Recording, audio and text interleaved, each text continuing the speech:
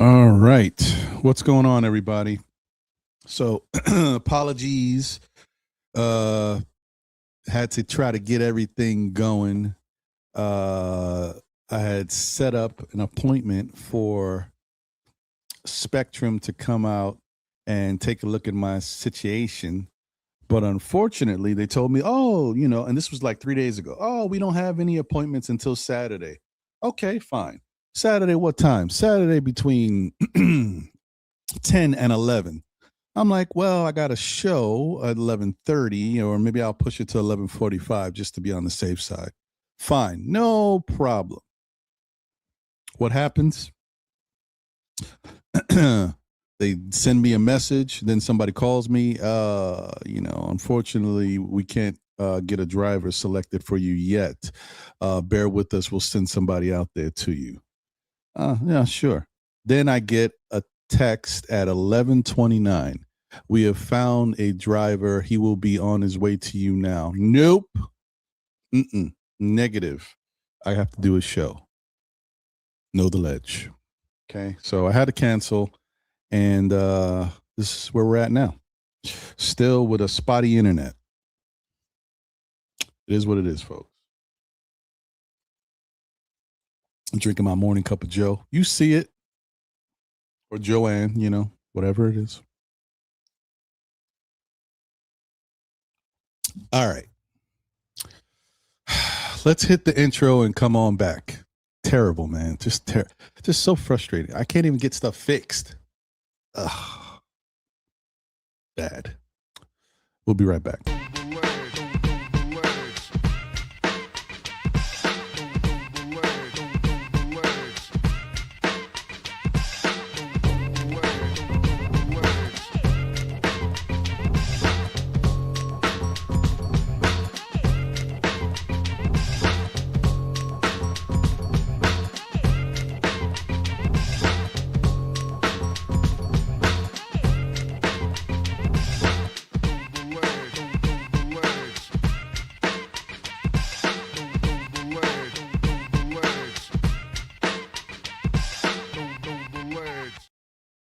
All right.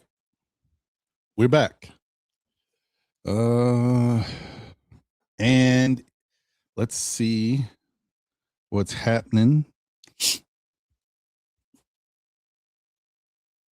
It is currently in the New York area, 85 degrees, mostly sunny. Well, partly sunny, going up to a high of 87. Tomorrow, mostly cloudy, 83. Monday looks like rain showers, 83. Tuesday, mostly cloudy, 85. Wednesday, rain showers, 84. Thursday, mostly cloudy, 84. Friday, partial rain, 87. That's the weather, folks. Anyway, bottom line is throughout all this stuff, at least I can say that we are blessed and highly favored to wake up another day, to be a part of the earth for whatever it is. Whether or not I'm able to get my internet fixed today or some other day, it is what it is. At least I'm here right now, and hopefully you guys can get some of this content the best we can do it for now. Anyway, don't forget to get yourself checked. Don't forget to check on your loved ones, family members, and friends, because you never know. Hope you guys are all doing well out there. I know it's a lot to deal with right now when basketball is still a ways away. So it's just one of them things. We just got to go through it. I mean, but obviously, if you're a baseball fan and a fan of a team that's doing well, you got that. And football is right around the corner. You've got the training camp stuff has already happened. They're doing the scrimmage games and all that stuff, and I guess preseason is right around the corner. So at least football will be here to kind of help bridge the gap a little bit. Boy, oh boy. Man, you just want everything to work, that's all. Just want everything to work. It's annoying. Just so annoying. But Whatever. Let's move on. We'll get through it because we have to. You know, that's all that matters. Um, you see what's up in the Shizat. Shout out and thank you guys for patiently waiting. Shout out to Walter Blackman in the building. Good morning, Ron and my Knicks family. Salute to you, Walter. Good to see you as always. Leon Mitchell's in the building. Salute, Leon. Says no, he has not. Now he is suddenly valuing the center position after letting I Heart Mitch, Huck Porty all walk in free agency. Now he is frantic and trying to solve a problem that he created. Okay, that's in reference to if Leon Rose has done enough for the Knicks to repeat. Leon Mitchell says no. And Leon has, I mean, I will say Leon is true to form. He has said that the Knicks undervalue the center position.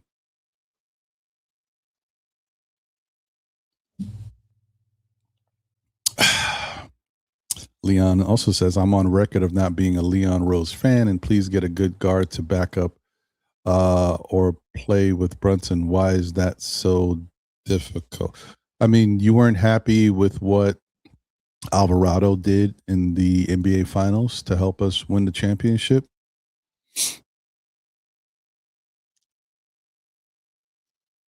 I'm not saying Alvarado is obviously the best option you could get, but he's a very usable, workable option. And I think coming to New York has given him a little fire in his belly, you know, has rejuvenated him because he was starting to look like he was declining. But he picked up his game in the playoffs. JJ's in the building, member of the SKF Army. Salute JJ. Salute Ron. Happy Saturday, bro. I think we're fine now. If Leon thinks we're lacking something, maybe he'll do something at trading deadline. Other teams have to make big moves to get to us. Okay. I'm seeing what you're saying, picking up what you're putting down. Mellow Mike's in the building, says salute to Ron. Que lo que to you, my friend. What up, Mellow Mike? Good to see you, brother. Member of the SKF Army, says salute. He also says salute SKF Nation to all the channel members, as well as happy Saturday, everyone. Appreciate you, Mello. Good to see you, brother. David Smith is in the building. Says salute to Ron in the chat. Leon Rose has done enough for Knicks to repeat. He brought back almost everyone except Mitch and Huck Porty. Drummond an overall upgrade over Mitch. Huck Porty very replaceable. Okay. All right. Lonnie Meeks in the building says, good morning, family. No one wants to go over the second apron. Dolan's history indicates it's not about the money, it's the cap restrictions. Right. That's true. Chris Gotti's in the building. Salute to all. What up, Chris?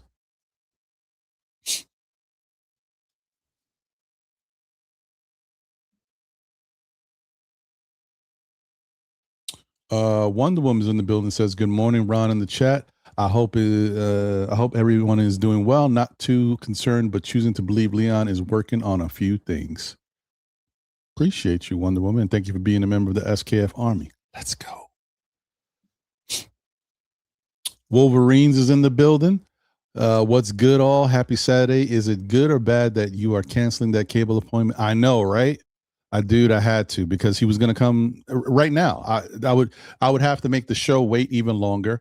And then what if he tells me, um, you know, there's a bigger issue, and then I got to shut it down.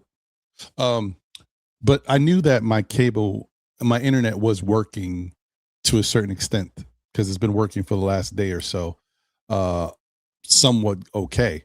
So I just postponing it to another day. It's terrible though. It really is though. It really is. I've never I don't think I've ever had a situation where you dealing with a constant issue that doesn't ever really get better. Like it gets passable, it gets decent, but it never gets to the point of what you think you're paying for. And that's, you think about all the things you pay for in life. Never, never, never, never.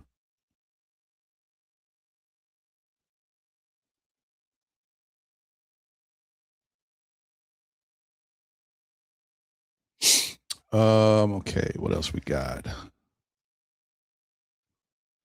Okay, Wolverines is not happy with the criticism of Leon. He thinks we won a championship a month and a half ago, so forgetful this is so-called fan base is. Okay. Chris Gotti says, makes no sense how people want to break up a team that just won a championship in historic fashion. Kerry Cox is in the building. Salute, Kerry.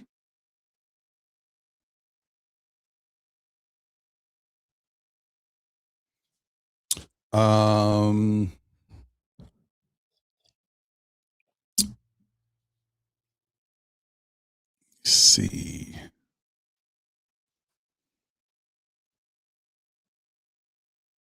David Smith brought up about the change that Carl Anthony Towns. Yeah, I know.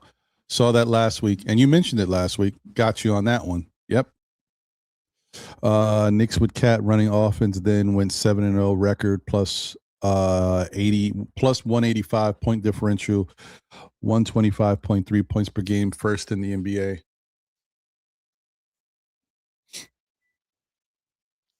Mm-hmm. I mean, I agree. It was a big change. So definitely, it was definitely something that helped the team tremendously. Joey, rip 'em up. Sports in the building. What up, Joey? And a member of the SKF Army. Salute to you, brother. Um,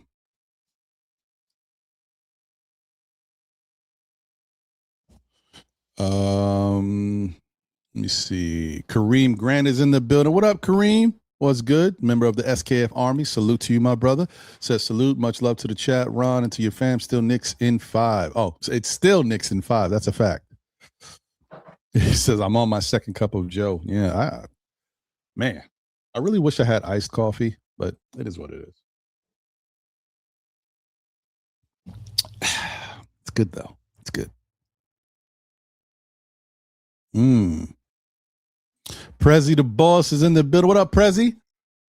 Says salute Ron the Don, the general of the SKF Army. Hulk smash that like button. Let's run it up to run up the subs to 10K. Yeah, facts. Matter of fact, you know what?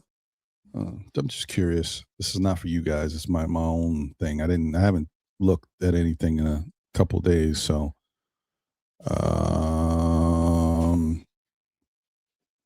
oh, okay now.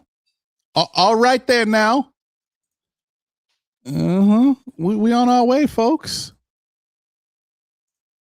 We are currently sitting at on the dot 9,400 subscribers, 600 away from 10,000 peeps. Let's get it.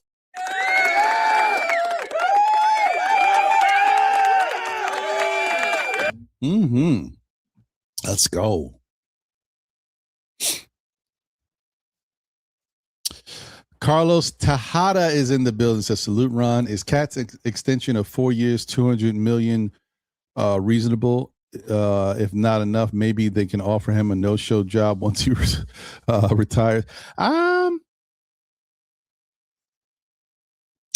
So my whole thing is, no, I don't think 4 years, 200 million is reasonable. No, I think the whole thing is you have to meet Cat at kind of where he's at. Taking a pay cut doesn't mean taking less than what you currently make. It means not, expecting a lot more than what you're currently making. That's more of the pay cut. So I think he should get around what he's already getting. And I think Cat is close to 60, if not 60 already this year. I don't know. So, I don't know if they can really give him less than that. I think they have to give him around that. And 50 is 10 million. That's too much of a, that's too big of a cut, right? That not only is a cut is supposed to be you're expecting X and you get less than X, but you don't get less than what you're currently making. So I think they got to give him at least around 60.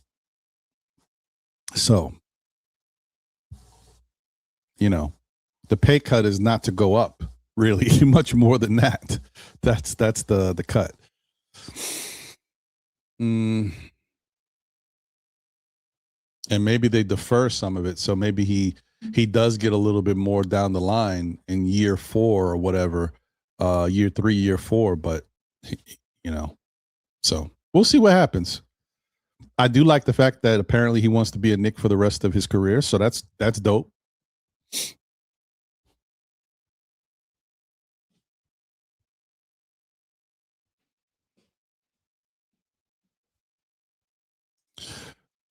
Wolverine says, "Who's going to be on the panel today? The suspense is killing me. LOL. The epic battles of the panelists. Seen some classics on here. Corey Lee, Double A, Knicks Nation, Coach Malpica, Dorkosaurus Rex, WWE. Yeah, it gets a little wild at times. We're going to try to keep it smooth, keep it funky." Shout out to Shy Powers, one half of Knicks Real Talk in the building. Salute, salute, salute. What up? Good to see you, Shy. Nick Loyalty is here, tuned in on X. Appreciate you. Says Leon has done the best he could do for the money we had available. New rules, new day in team building. That's a fact. That's true. Yeah, like you have to kind of really work under the guidelines and restrictions that are given to you. So I think the Knicks have done a great job of at least keeping us in a semblance of normalcy, right? Giving us back most of the team that we already had. Because without that, then we would be talking about, I mean, can we even compete the way we competed last time? I don't think it's a doubt that we can compete the way we competed. It's just, are we good enough to win a championship? That's the question.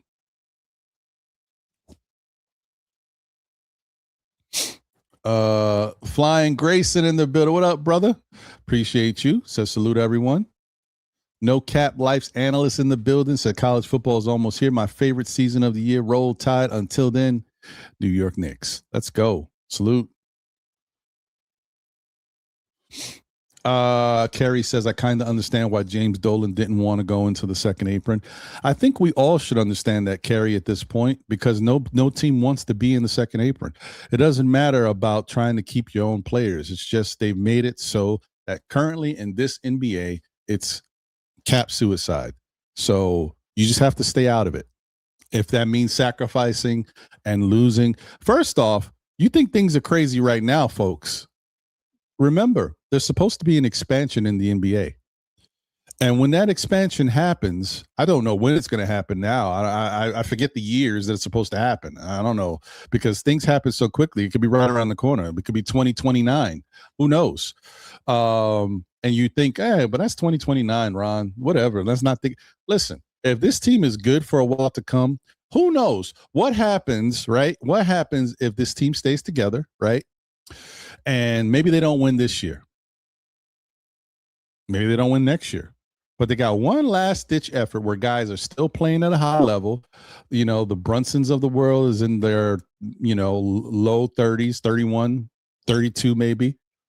And then somehow we wind up getting a great draft pick or some player out of college or some young stud player that kind of, because you need some young energy too, that kind of helps turn this team into something special with all the other veteran pieces we got. Then you get the expansion draft, and they tell you can only hold on to or protect 8 players. Scary stuff. Scary. I don't know when that's supposed to happen, though, but that's another thing down the line that you kind of keep in the back of your mind. Who knows when that's happening? Nick Loyalty also says the only way to do some fantasy upgrade to the roster is to shed a rotation player. Fans ain't ready for such. Run it back. Changes coming after the repeat attempt. Well, I agree with that, too. I do agree that this is the last year that this team stays exactly the way it is. I do think that after this year, they have to change it up a little bit, only because you can't stay in this cap scenario for too long. You're going to have to change some stuff up to give yourself some flexibility, because eventually you're going to have to make a move, right? Also, after a certain number of years, eventually you see players for what they are, and some guys just don't really need to be here. You know what I mean? Or some guys take a step up and they take such a step up. I'm not saying that's going to happen, but it could happen.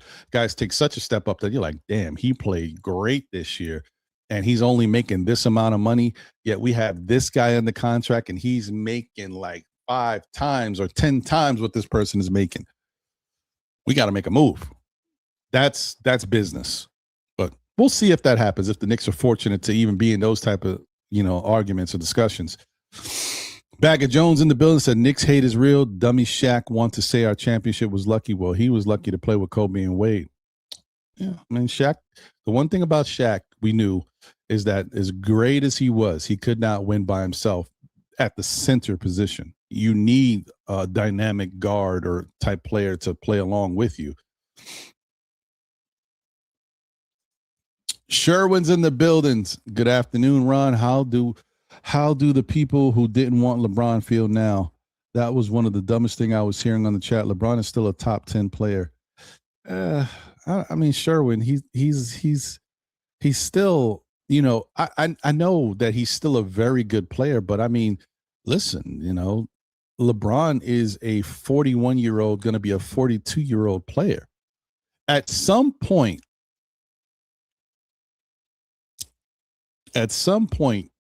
you're going to see some stuff you're not used to seeing from LeBron. All right.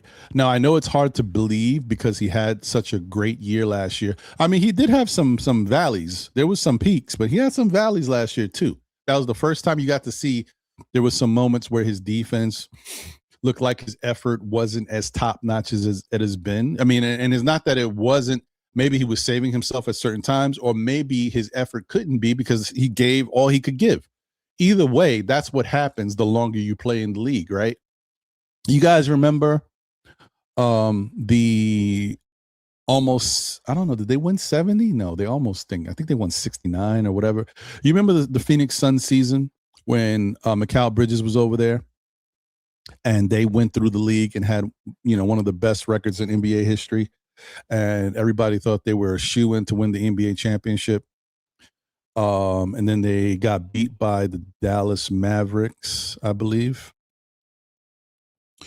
In the playoffs. You guys remember that Chris Paul was playing great basketball in the regular season, and then when the playoffs started, it looked like he had aged 10 years. He looked like a shell of himself. That's how quickly it can happen. You don't know when it's going to happen. It just happens, and all of a sudden, the player just doesn't look the same way. I'm not saying that's going to happen to LeBron, but the chances are high it could happen at some point. He's going to be 42 years old. It can happen at any point. There's a lot of different things that could affect LeBron's play. Father time, right? Injuries and chemistry. Because let me tell you something. If I'm not saying this will happen because I don't think that's the issue for them as far as them getting along. But what happens if there's some stuff that's going on in Philadelphia and LeBron don't like it? What happens if in Philadelphia, Nick Nurse has a way of doing things and LeBron don't like it? What happens if LeBron's not happy? Do you think LeBron is going to play his best basketball if he's not happy? So I'm just saying, I'm not saying that it's going to happen, but it could happen. There's a lot of different things that could affect his play. And as I said before, Sherwin, look, this is the problem with Knicks fans. The Knicks fans are never happy and never content with what we have. Sometimes you just have to say, you know what? We are good the way we are. And if we're not good enough, then we're not good enough. We don't have to bend or kiss people's feet to be accepted in the NBA, to be looked at as a good product in the NBA, to be looked at as a good team in the NBA. You guys have watched a guy like LeBron. You've watched the Kevin Durant's of the world. You've watched the Kyrie Irvings of the world all decline to be New York Knicks. You've watched these guys toy with the Knicks name for years and say, oh, I'm thinking about going there. I'm thinking about going here. I'm thinking about going there. And they never did. Never even was serious about coming here. Even the whole LeBron was serious about coming to the Knicks before he went to the Lakers. If he was serious, then he would have been here. That's not serious. Serious is being here. Not, oh, I think I might be thinking about the Knicks. Maybe. That's not serious. Serious is doing it. You know what I mean? So I have an issue with that because I feel like we are never satisfied with what we got and winning the hard way.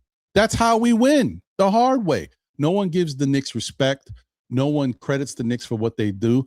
All the Knicks have done is build a team unlike no other because they didn't have a lot of young talent to build from. They built from free agency and trades and put this team together in an unconventional way that wasn't really working throughout the NBA. And it worked, and they won a championship. And in the midst of doing so, they just had one of the best playoff runs in NBA history. Still, nobody respects the Knicks the way they should be respected. Still, our own Knicks fans are saying we needed to get LeBron, or if he says he wants to come to the Knicks, Leon, send the plane. Like, what are we talking about, guys? This is always the thing with New York. And we're always at the beck and call of these other guys, and we don't need to be. No one thought Jalen Brunson was a superstar. No one thought the Knicks could win a championship. Come on. Do I have to say it? Knicks in 5.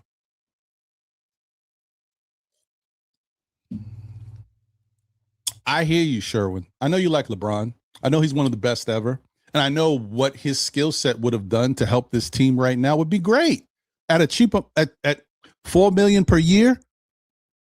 Of course. Who wouldn't want that? Well, apparently LeBron didn't want that. Okay, because LeBron didn't want to be second guessed, right? LeBron didn't want to be, oh, all these years he had a chance to come to the Knicks. Now the Knicks win a championship. Now he comes. So now he's joining them when they don't really need him. I mean, of course, you could say we need him in a different capacity, but you know what I mean? So how does that make you guys feel? How do you feel, Sherwin, when Rich Paul says, well, if the Knicks didn't win, LeBron was going to New York. But since they won, that's not going to happen. And you notice how he never elaborated, right? LeBron has never said anything, but Rich Paul never said why. Okay, they won, but why does that mean he's not coming? He just said if they didn't win, he would have went. But now that they won, so what's the reasoning? You know what the reasoning is. He doesn't get to be in the spotlight. He doesn't get to be the guy that after 53 years brought the team a chance. This is all about LeBron. Do you guys want a player on your team at this point when the Knicks just learned how to play team basketball? Do you want a guy who's only thinking about himself? I don't care how he plays on the court. The real is the real. LeBron is thinking about LeBron. He's going to be 42 years old. Who else would he be thinking about? He's dead. He shouldn't even be playing right now. You know what I mean? So is that what you want to bring to the team at this point? When you've had such a great historical run, the chemistry on the team is part of the reason why the Knicks brought back these guys is because these guys have such a great chemistry. This team likes each other. They love each other. They actually enjoy playing together, which is part of the reason why they were all able to lock in. There was no questions. People sacrificed and just did what they had to do to get it done because they like each other. Don't you want to keep that going? Because I got to tell you, something that is an intangible that people are not giving credit to is the fact that when a team enjoys playing together, they get through adversity better. So, sometimes, you may not have the best matchup. Maybe you're playing a team that they got you on a given night and you go down 20 or 24 or 29 points. And then somehow you're able to come back and win the game. How do you guys think that happens? You guys think that chemistry doesn't matter when a team is down 29 points and they're able to come back and win? You don't understand that if the team doesn't all like each other, if they don't all have this great sense of family togetherness, then some people are doing their own thing and they're not buying in. And that's what messes up that whole thing of trying to come back as one, locking in on defense, scoring timely baskets, but locking in on defense. That's I think people undervalue how important it is to have team chemistry and actually have a unit out there that enjoys playing together. That's important. But I'm not second guessing the fact that, of course, Sherwin, the Knicks have 13 roster spots already committed.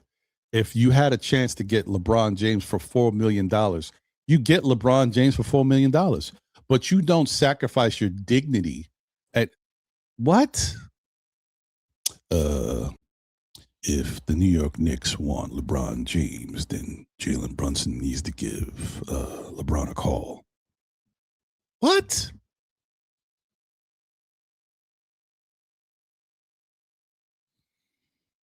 Get out of here, man. Why am I calling you? Oh, wait. Somebody might ration. Well, it only makes sense, Ron. It's Jalen Brunson is the man on the team. Technically, it's his team. If he's okay with LeBron coming to the Knicks, then he should give LeBron a call and tell him, "I'm okay with this. How can we make this work? You know, I want you to be your best and be." Let me explain something, people. Who has a team? Jalen Brunson, right? Who just won a championship? Jalen Brunson, right? Who's in line for a huge contract to stay with this team? Jalen Brunson. Who's the free agent? LeBron James. The Knicks just came off of winning a championship. Are they? Last time I checked, championship winners don't have to court people. You court someone when you need something because you're looking to win a championship. So you're looking to make your team to take that team to the next level. You're courting superstar players. LeBron James is a free agent coming out of this dysfunctional situation in LA where he don't want to be there and they don't want him. Shouldn't you, at going to be 42 years old, watching the New York Knicks win a championship after 53 years and knowing that they've been the underdog, everybody's counted them out. They've already fought and showed that they can do what other people thought they couldn't. And shouldn't you, who has played with the Knicks multiple times, like 3 or 4 different times, said that you were going to come to the Knicks, shouldn't you, who had the press conference in the backyard of Madison Square in Connecticut, taking your talents to South Beach, shouldn't you be the guy that finally says, you know what? Let me reach out to Jalen Brunson because I love what they've done over there. I love who he is as a person. I like the chemistry they're building. I like that they have a workman type attitude. I'll reach out to him and tell him, listen, I love what you guys did over there. And I'm wondering, how would you feel if I wanted to be a part of that? I know that in the past, I've kind of toyed with the thought of coming to New York, but it hasn't really worked out because of whatever reason. But this time I think I'm in a place where I think this works for me and my family. I love what you guys are doing. It's not about the fact that you won a championship. It's about the fact that you guys have shown that you can win at all levels. And I want to be a part of that team. I'm Jalen on the other end. You know what, LeBron? I like everything about you. I believe you're the best in this game right now. We would love to have you here. My only question is, could you see the way we play? Could you see yourself fitting into that system and us all eating and being one? And if LeBron says yes, done deal. But did LeBron reach out to have that conversation in that way? No, because that's too much to ask because he's a superstar and should be treated that way. That's not how we do things, folks. That's not how New York does things. And I think we should all be happy that New York doesn't move that way. They move the right way. And I also like the fact that we have a captain in Jalen Brunson, which is the reason why he's the captain. Jalen Brunson didn't be named the captain because he's the best player on the team. Jalen Brunson got named the captain because the organization understands that Jalen Brunson handles himself the best. He knows what to say, the right way to say it. And even if he has a bunch of stuff that he could say because of how he's been treated, he doesn't. He takes the right route in how he's going to put stuff out there. And what was his comments on it? You know what?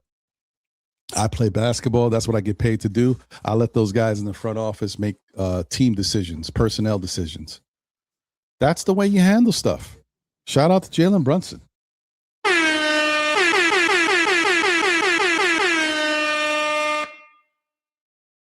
Okay, that's all I have to say on that. Knicks Connection is in the building. What up? So what up, Ron? Salute to the chat. They're not currently doing work in my area, but like, was it 3 days ago? We didn't have internet for like, I don't know, 3 hours, 4 hours. I don't know what it was. It was down and it was a nightmare. And it was some outage. And apparently there's always an outage in my particular area. And if you guys knew where I live, this is a very popping area these days. And so I'm surprised that I'm like, I don't know how people aren't complaining. People pay a lot of rent in my area. And I'm not saying that I'm, in some highfalutin, but I'm in New York, right? I'm in Brooklyn. People pay a lot of rent. So I'm surprised more people don't complain. I'm surprised they still have a monopoly here. I'm surprised that they don't have somebody coming out every day. Hey, I don't know if you guys have a Spectrum service, but we just want to tell you, thank you for your service. Here's a coupon for this, because they know how bad it's been. Because this area, there's a lot of bread in this area. So I'm surprised.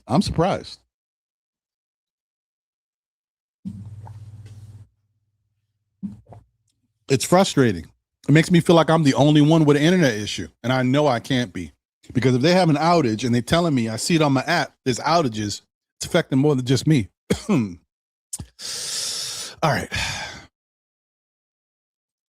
Sherwin also says, Ron, the fans who don't want Ben Simmons as a backup 5-4-3 are just as dumb. He is a top 10 defender in the NBA with a handle and passing. Dude, the Ben Simmons thing is I don't know, bro. That one's a little iffy for me. Because the problem with Ben Simmons was never really about his talent. It was about his mindset and it's about his health, right? I think his health is in a better place. Ugh. You ever drink coffee and somehow a coffee grind makes it into man.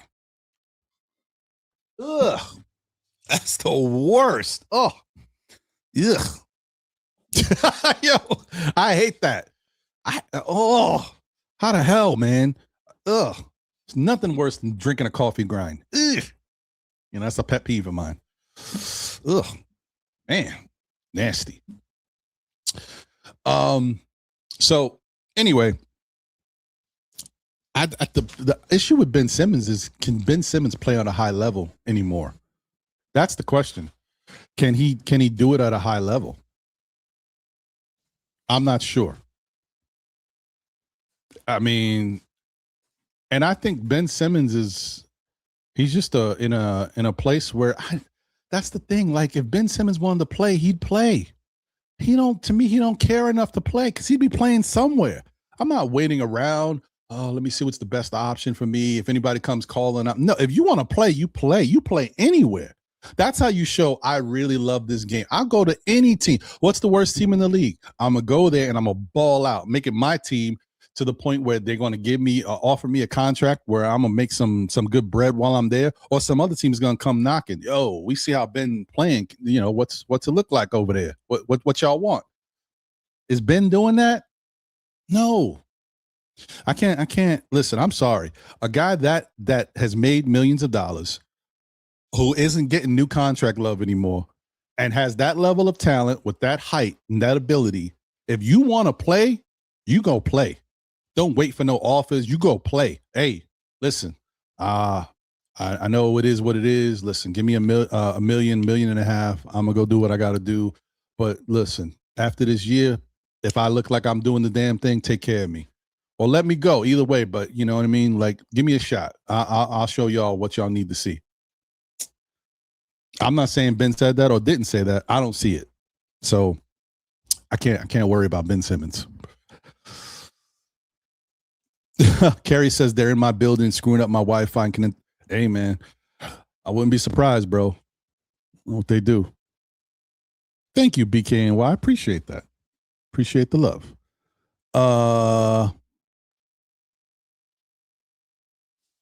Yeah, that's what I'm talking about. Get your groove on. Yes. Crim's dad, what up, brother? He says, Ron, yesterday my internet went down, so I spent time with my family. They seemed like good people.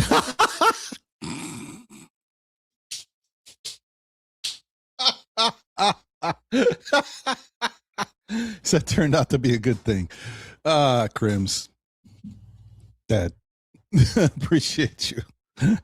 Funny dude, man. Funny dude. All right, let me do this. Let me open up the Chickadee Cheat at. the panel thing. If anybody wants to jump on, by all means, you're welcome. But let me read these super chats real quick. So I do want to talk about Leon Rose and what he's done or could still be planning to do. Is it enough so far? All that good stuff. All right. Shout out to my guy, David Smith, in the building. What up, David? Good to see you. Hope you're doing well. Thank you for the generous super chat. It's August 1st, 2026, and Karl-Anthony Towns is still the best center to ever play for the Knicks. It's tough. It's tough. Let's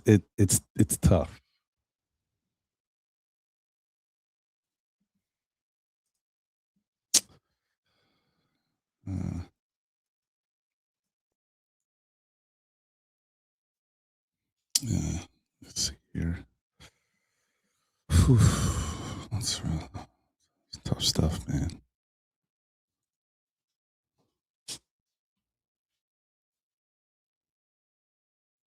It's tough. Mm.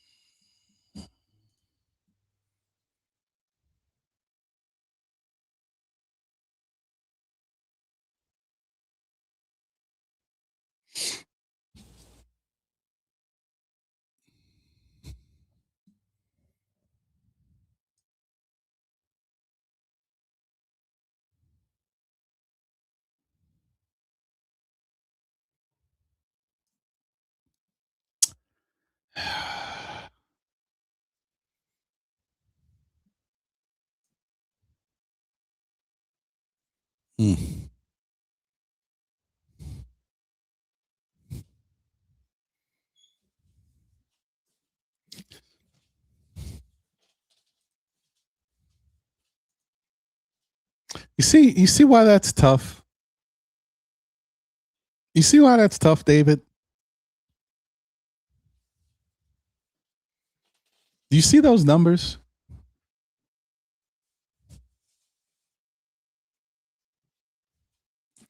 Look at look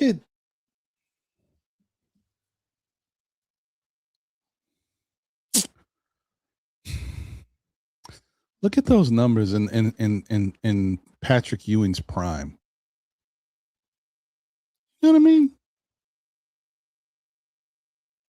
Like, I get it.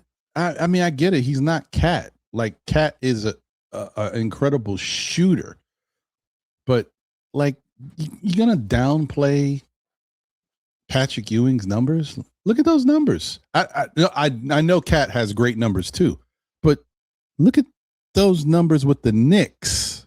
This is the pro.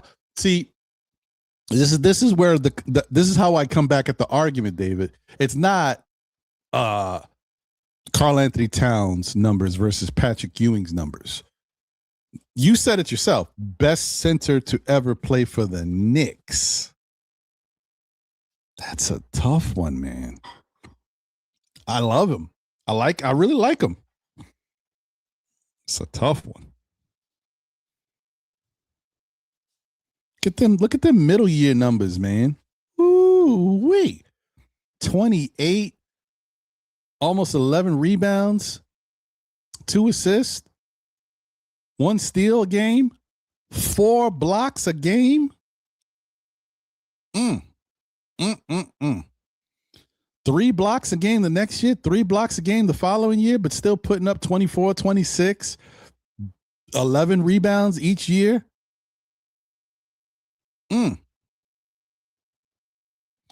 this, you guys already know. You know what that Knicks team was back then. They have nobody offensive like that. This was a defensive type team, brawling, bruising, Patrick Ewing being the go-to guy for offense and still being the defensive anchor. I'm just saying. Just saying. Let's get that out of there. Sorry. Find out where my where is I always forget which one is it this one? Yep. Okay. Um. Yeah. That's it. That's all I'm saying. I hear you though. Hey, Q Burrow, mad thorough in the building. What up, brother? Said Ron, I'm here to keep it thorough from my home borough. Not me. I love how the teams in the East are loading up to give the Knicks a better challenge this year. I'm with it too. I like it. He says, Ron, if Cat want more than 40 million, I will trade him. No, Ron, you can't take a pay cut. Went from 60 million to 4 million. What do you mean? Yes, you could take a pay cut. I didn't say you. Well, I already explained it. You can't take less. You can take less than what your expected amount will be, is what I said. As I said, the Knicks have to give him at least what he's already getting now, right? They can defer more money down the line so he can get an increase, but it has to stay a low increase, meaning he stays making around what he's currently making, just he's making it with the Knicks. Because remember, the other thing about Cat's contract is his current contract is escalating, right? So he's making more this year than he's ever made before. It's not like he's not getting more money. If the Knicks want to extend him, they just have to give him a little bit more than what he's currently supposed to make throughout the life of this current contract and spread it out over years. So each year he's still going to be making more than he's making. It's just they don't want to give him a bunch more, is what I'm saying. You guys get that, right? I don't think that's too crazy to understand. If Cat's making, say this contract ends this year and he's making 60 million, the Knicks have to give him at least 60 million going forward. They can up it. They can say, you know what? All we can afford to give you, Cat, each year is 65. I'm not saying that's the case, but okay. Then they can spread it out. The next year he gets 61. Next year he gets 63. Maybe the next 2 years he gets 64, 60, and maybe 66 or something like. You know what I mean? I'm just saying. I'm just throwing it out there. Don't know how they'll do it. But that's what I'm talking about. It's not getting less money. It's just not getting much more than he's already making. Shout out to Eric Rodriguez in the building. What up, Eric? I see you on Facebook. Appreciate you, my guy. Thank you for tuning in. Hit the likes. The neighborhood has spoken. Appreciate you. Shout out to Andres Nowak as well, and my guy Juan Lopez on Facebook. Salute to all y'all. Shout out to the people that are tuned in on X as well as the people on the tube. Please smash the like button if you're here.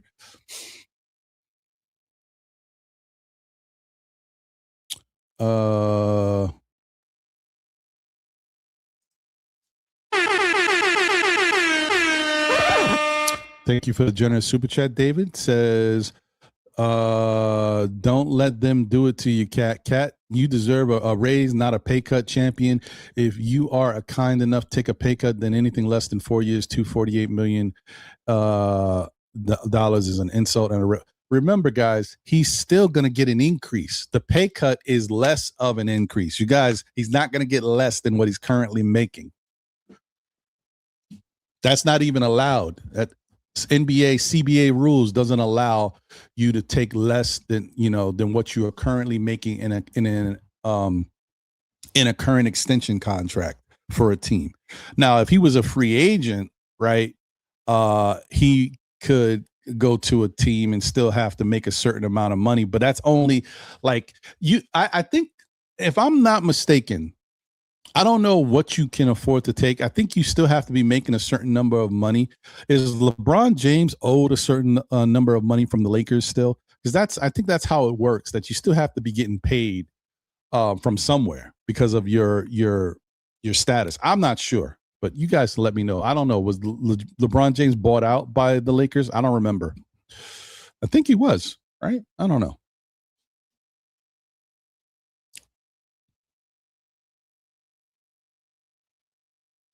Shout out to Randu in the building. What up, Randu? Says salute Ron in the chat. Chris wants to know if Deuce will be traded. It's a good question. I don't know.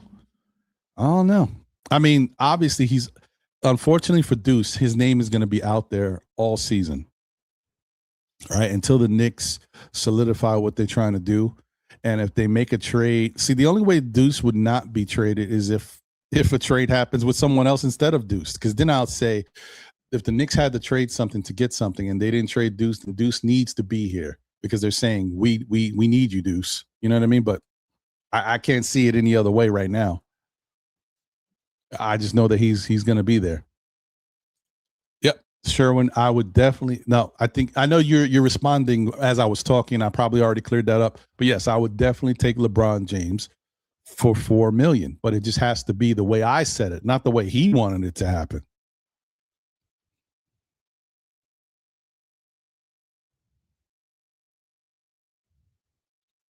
Cardiac Knicks in the building says salute Ron, salute SKF chat. Never seen an NBA season as the champs. Facts. You're right. Shout out to the 713 gamer in the building. Salute. Appreciate you, my brother. Good to see you.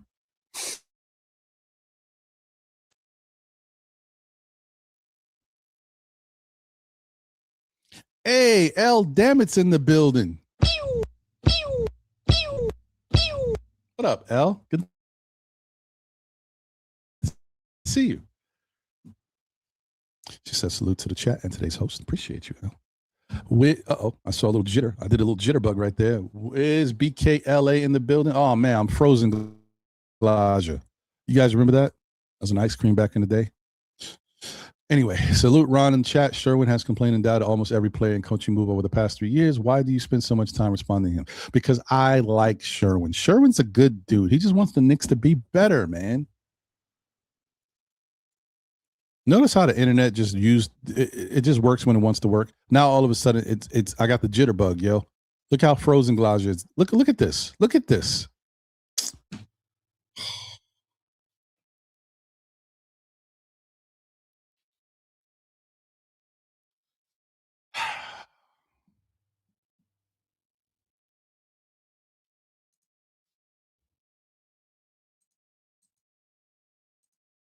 Hold on. Let me switch this real quick. Hold on.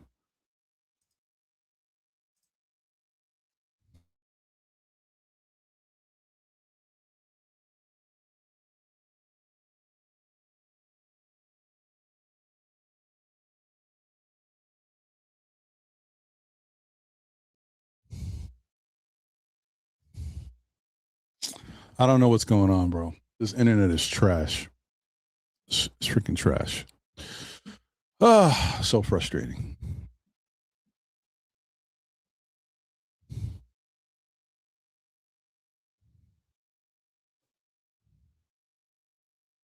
Dripmore is in the building. What up, Dripmore? Good to see you. Member of the SKF Army. Salute, my brother.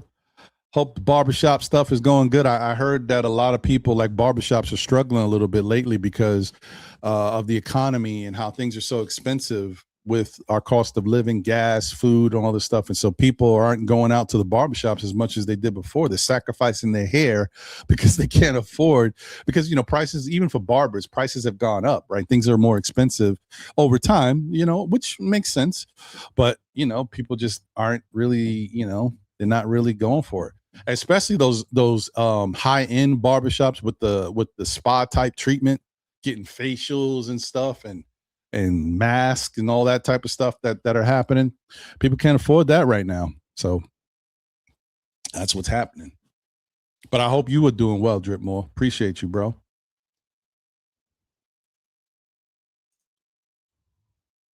Tango in the building says salute Ron. Blessings, bro. Forget LeBron. I'm sure you'll finish that on a later post. Nick Yak says our defense would have suffered. Maybe. JJ agrees with the chemistry. It's unmatched. Chris Gotti says Knicks fans don't want LeBron. Well, some do.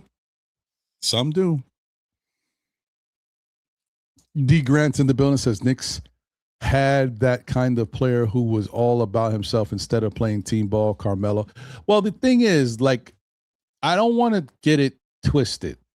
I'm saying that LeBron is about himself as a business entity.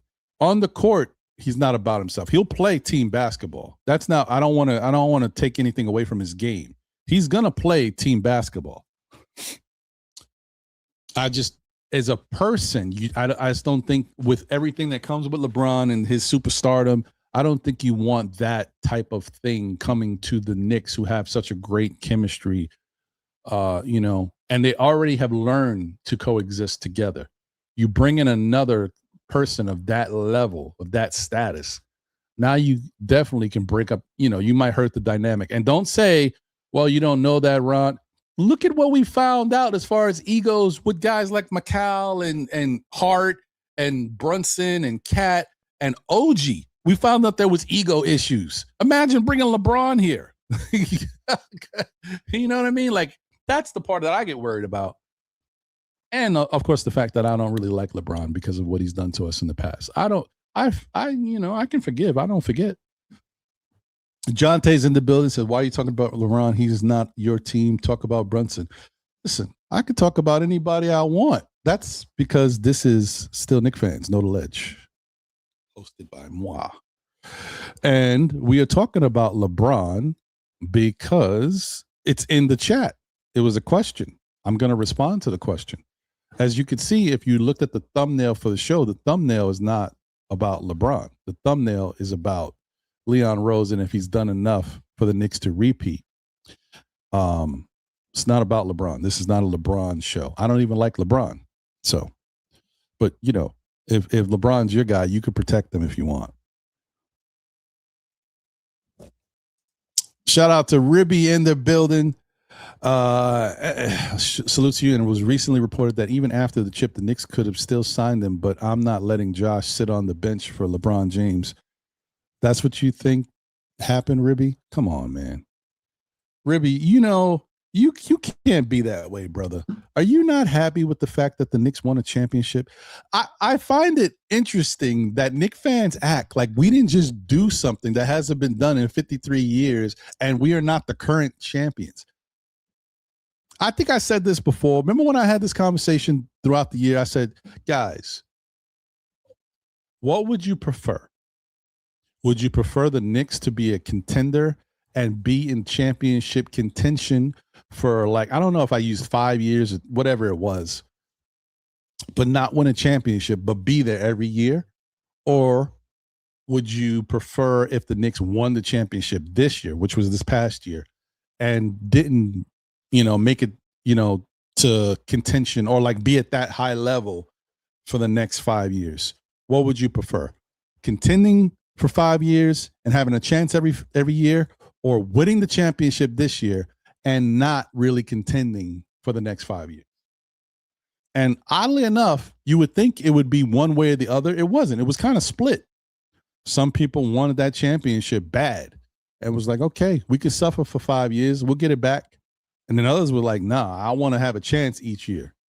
So it's not about, the argument about getting better and passing up on LeBron James. It's about the Knick team having some pride and understanding that they worked hard to get to this level. It's not meaning you're better than anybody else. It just means you have a certain level of respect for yourself, and other people and entities should respect you as well. If you want to be a part of this, especially LeBron James, there's certain people that I'm not going to say have to do this, guys. You got to understand, my whole thing that you've heard me talking about what I would expect LeBron James to do, it's because LeBron James has basically, and I'm not going to curse, but he poo-pooed on the Knicks multiple times already. All right. By disrespecting and using us, but never actually being serious about it. Same thing with Durant. Same thing with Kyrie Irving. Now, if Anthony Edwards was a free agent and said, listen, I would like to go to the Knicks, but I don't want to upset anything over there. If Jalen Brunson gives me a call and says, hey, I want you to be a part of the Knicks, then, we can work it out.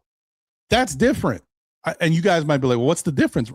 Well, Anthony Edwards has never used the Knicks multiple times as if he was coming here and never came here. Anthony Edwards is new to this.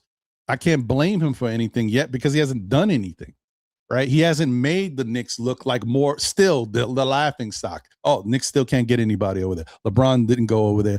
Durant didn't go over there. Kyrie didn't go over there. Oh, okay. 4 years later, LeBron says, oh man, I was thinking about the Knicks. You know what I mean? Like, it's always the Knicks getting used. So LeBron owes it to the Knicks to do it that way, in my opinion. But that's just me. And my internet agrees with me because it's not working well. It just says, you know what, Ron, you right. That's why they're trying to shut you down. The internet's not ready for the real. They're not ready.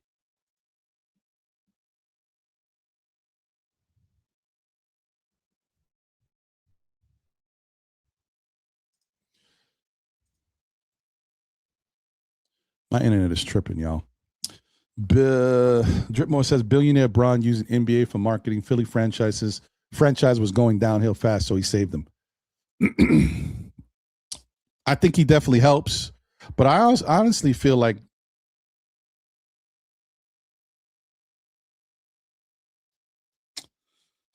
let's try this. Let's try this. This is going to be a short show, folks. I'm going to tell you that right now. I am going to throw my little hotspot thingy on. Catch me at the hotspot. Fox popping bottles with the ball. No. All right, let's see here.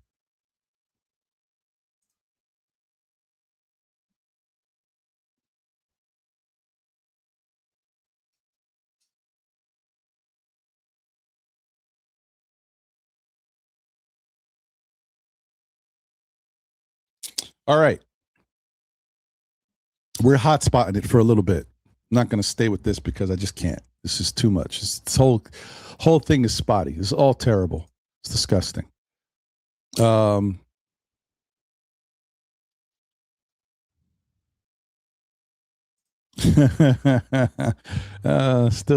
I mean, listen, he's a top athlete. I don't know what he does, but he does something. Whether it's good or bad, I don't know.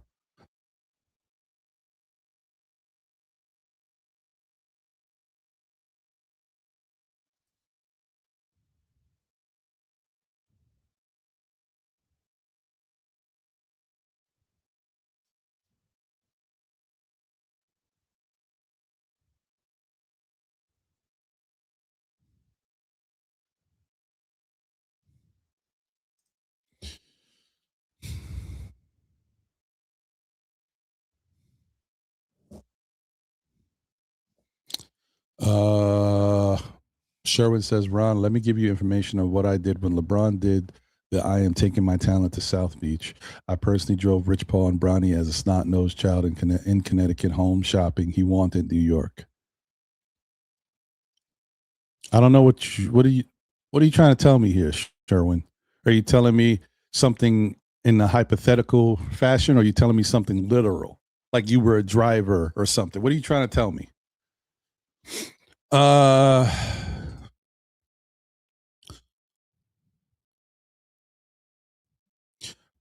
Chris Gotti says Brunson is currently the best NBA player in the world. The league has to go through Brunson and the Knicks. That's why there was all these changes in the offseason. Knicks broke the NBA. Well, they did something.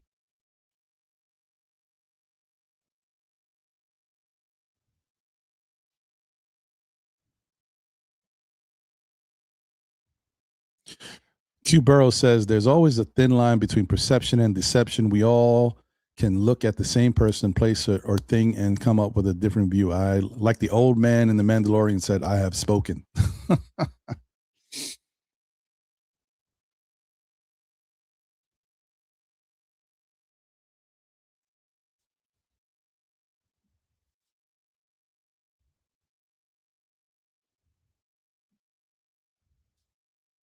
Hey, shout out to my guy Crim's dad, member for 22 months.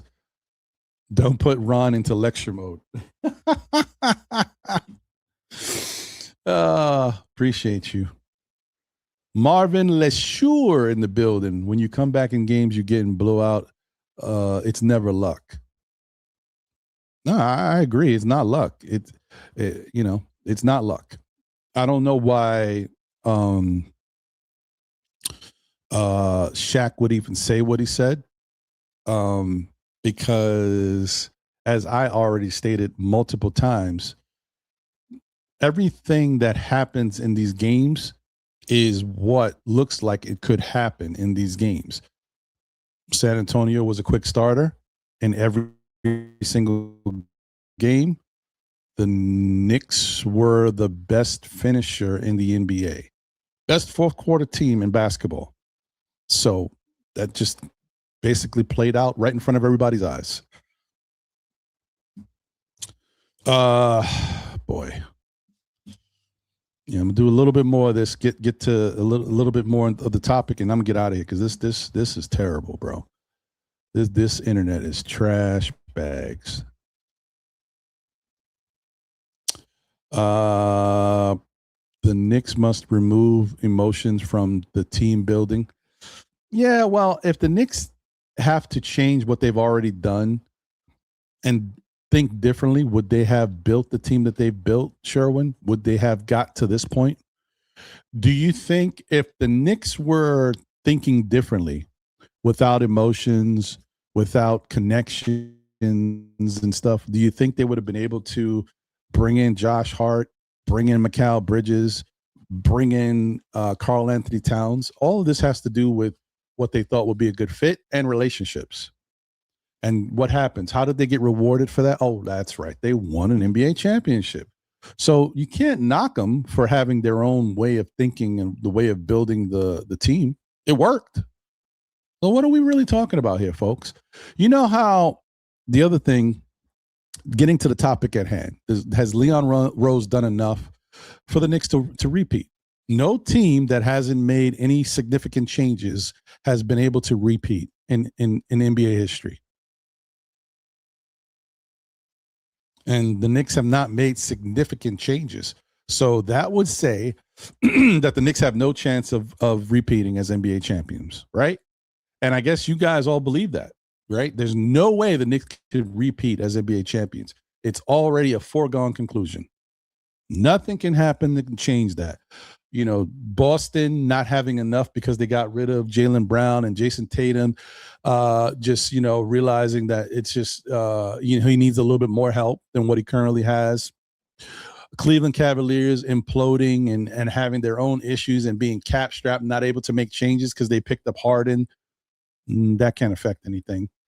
Philadelphia, with all the talent they got, you know, running into an issue where LeBron is, you know, runs into some small injuries, nagging injuries, and can't play at a high level.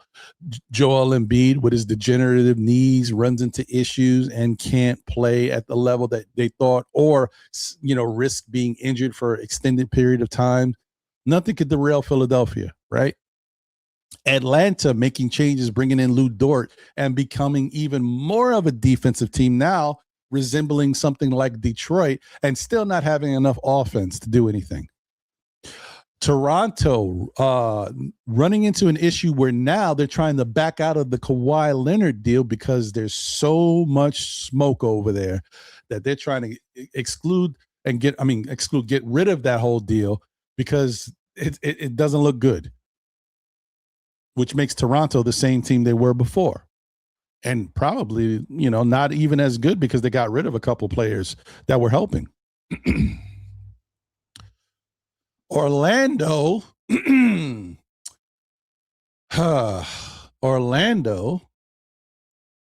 lost Mo Wagner and Jonathan Isaac. Now, they could be better because both those players were hurt a lot. So, you know, just getting rid of them and getting some better live bodies that can actually help the team might be a win for them. Don't know. Paolo Banchero being the quote unquote star player that everybody thinks he is, or maybe not. Don't know. What else? Oh, Indiana. Oh, well, Halliburton's coming back, guys. So that means Indiana is going to be a championship contender again now that Halliburton's back. Do we know that?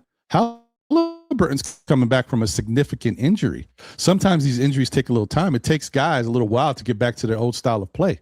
Do we know that Halliburton's going to be great out the gate? I don't know if you guys remember, but even when Halliburton was healthy, he had some moments in the NBA in the regular season where he looked terrible. Of course, he picked it up. We know he's streaky. He can get hot at times. Is it a foregone conclusion that Indiana is going to be one of the top teams in the East? So you guys tell me how automatically it looks like the Knicks can't repeat or the Knicks can't get to the NBA Finals. And I'm sorry, I know my internet is going crazy right now. I apologize, y'all. Like I said, I'm just trying to get through it. Let me see. I can't even click on things. How bad is this? Okay, I guess this the hotspot thing, even though it worked okay the other day, is not working too great today. So let's get off of it.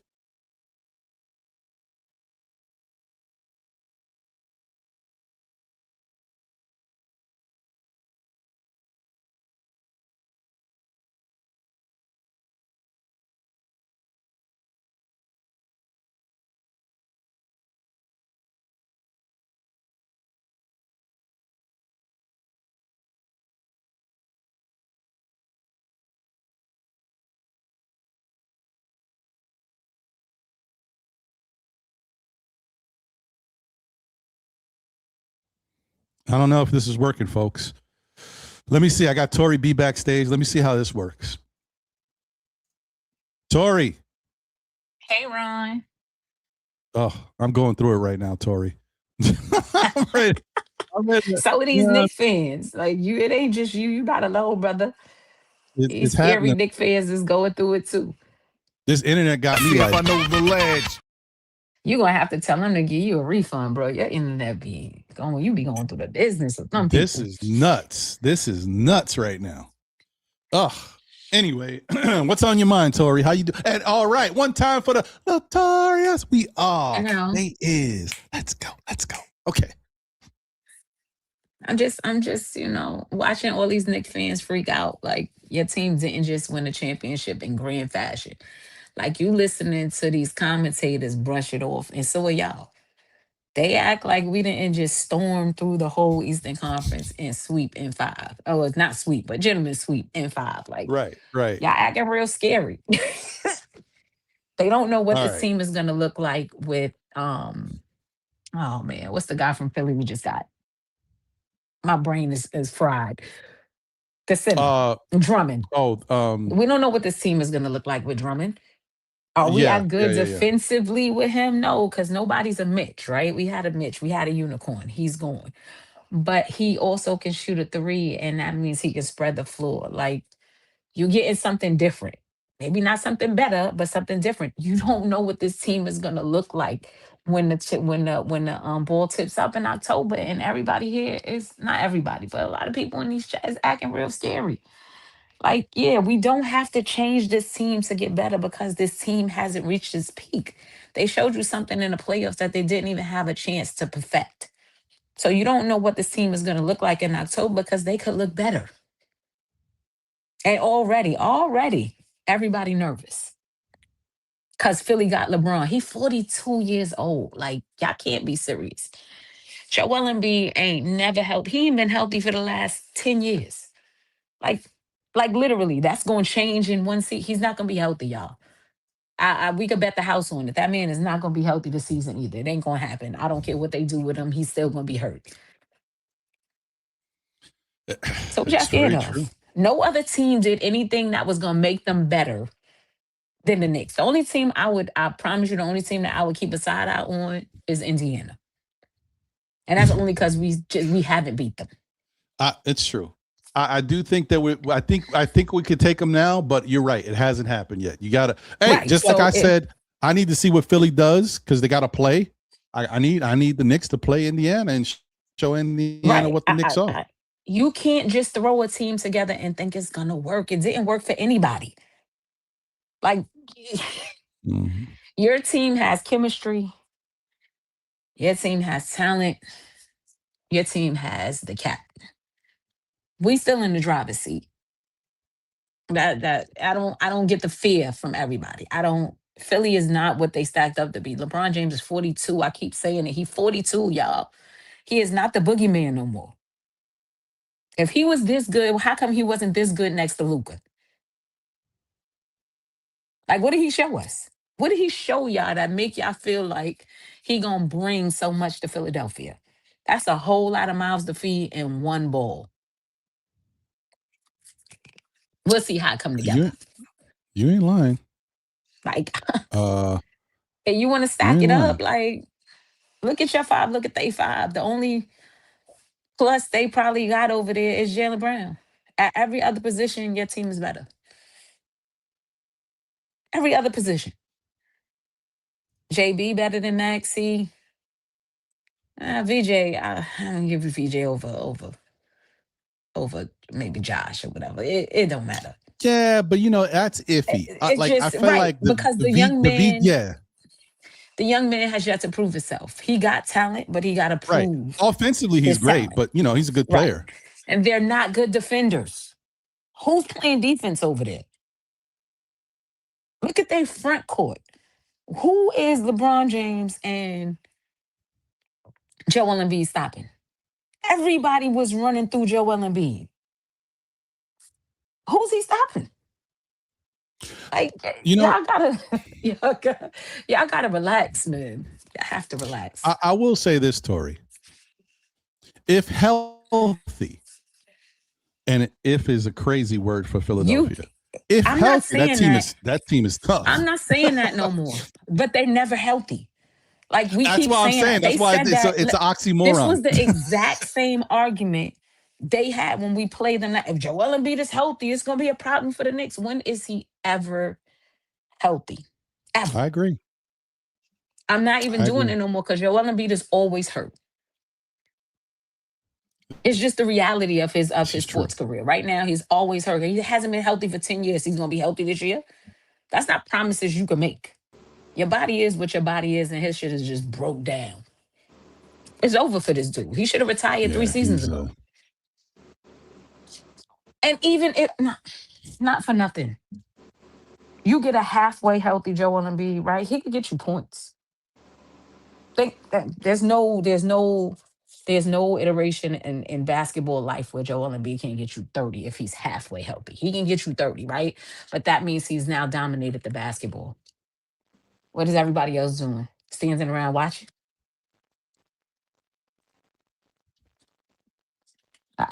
Yeah, I'm not worried about Philadelphia. This is an experiment that is going to fail miserably. I was on a show. What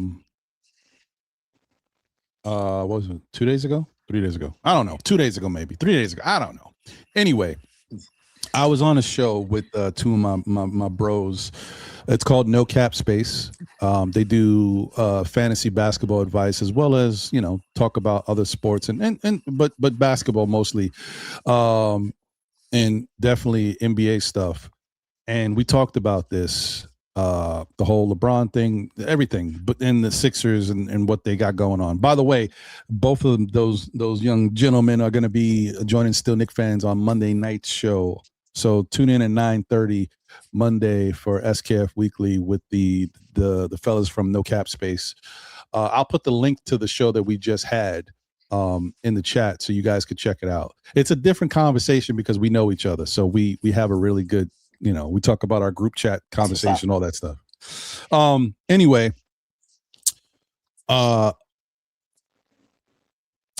Maxey was scoring about 28 points per game.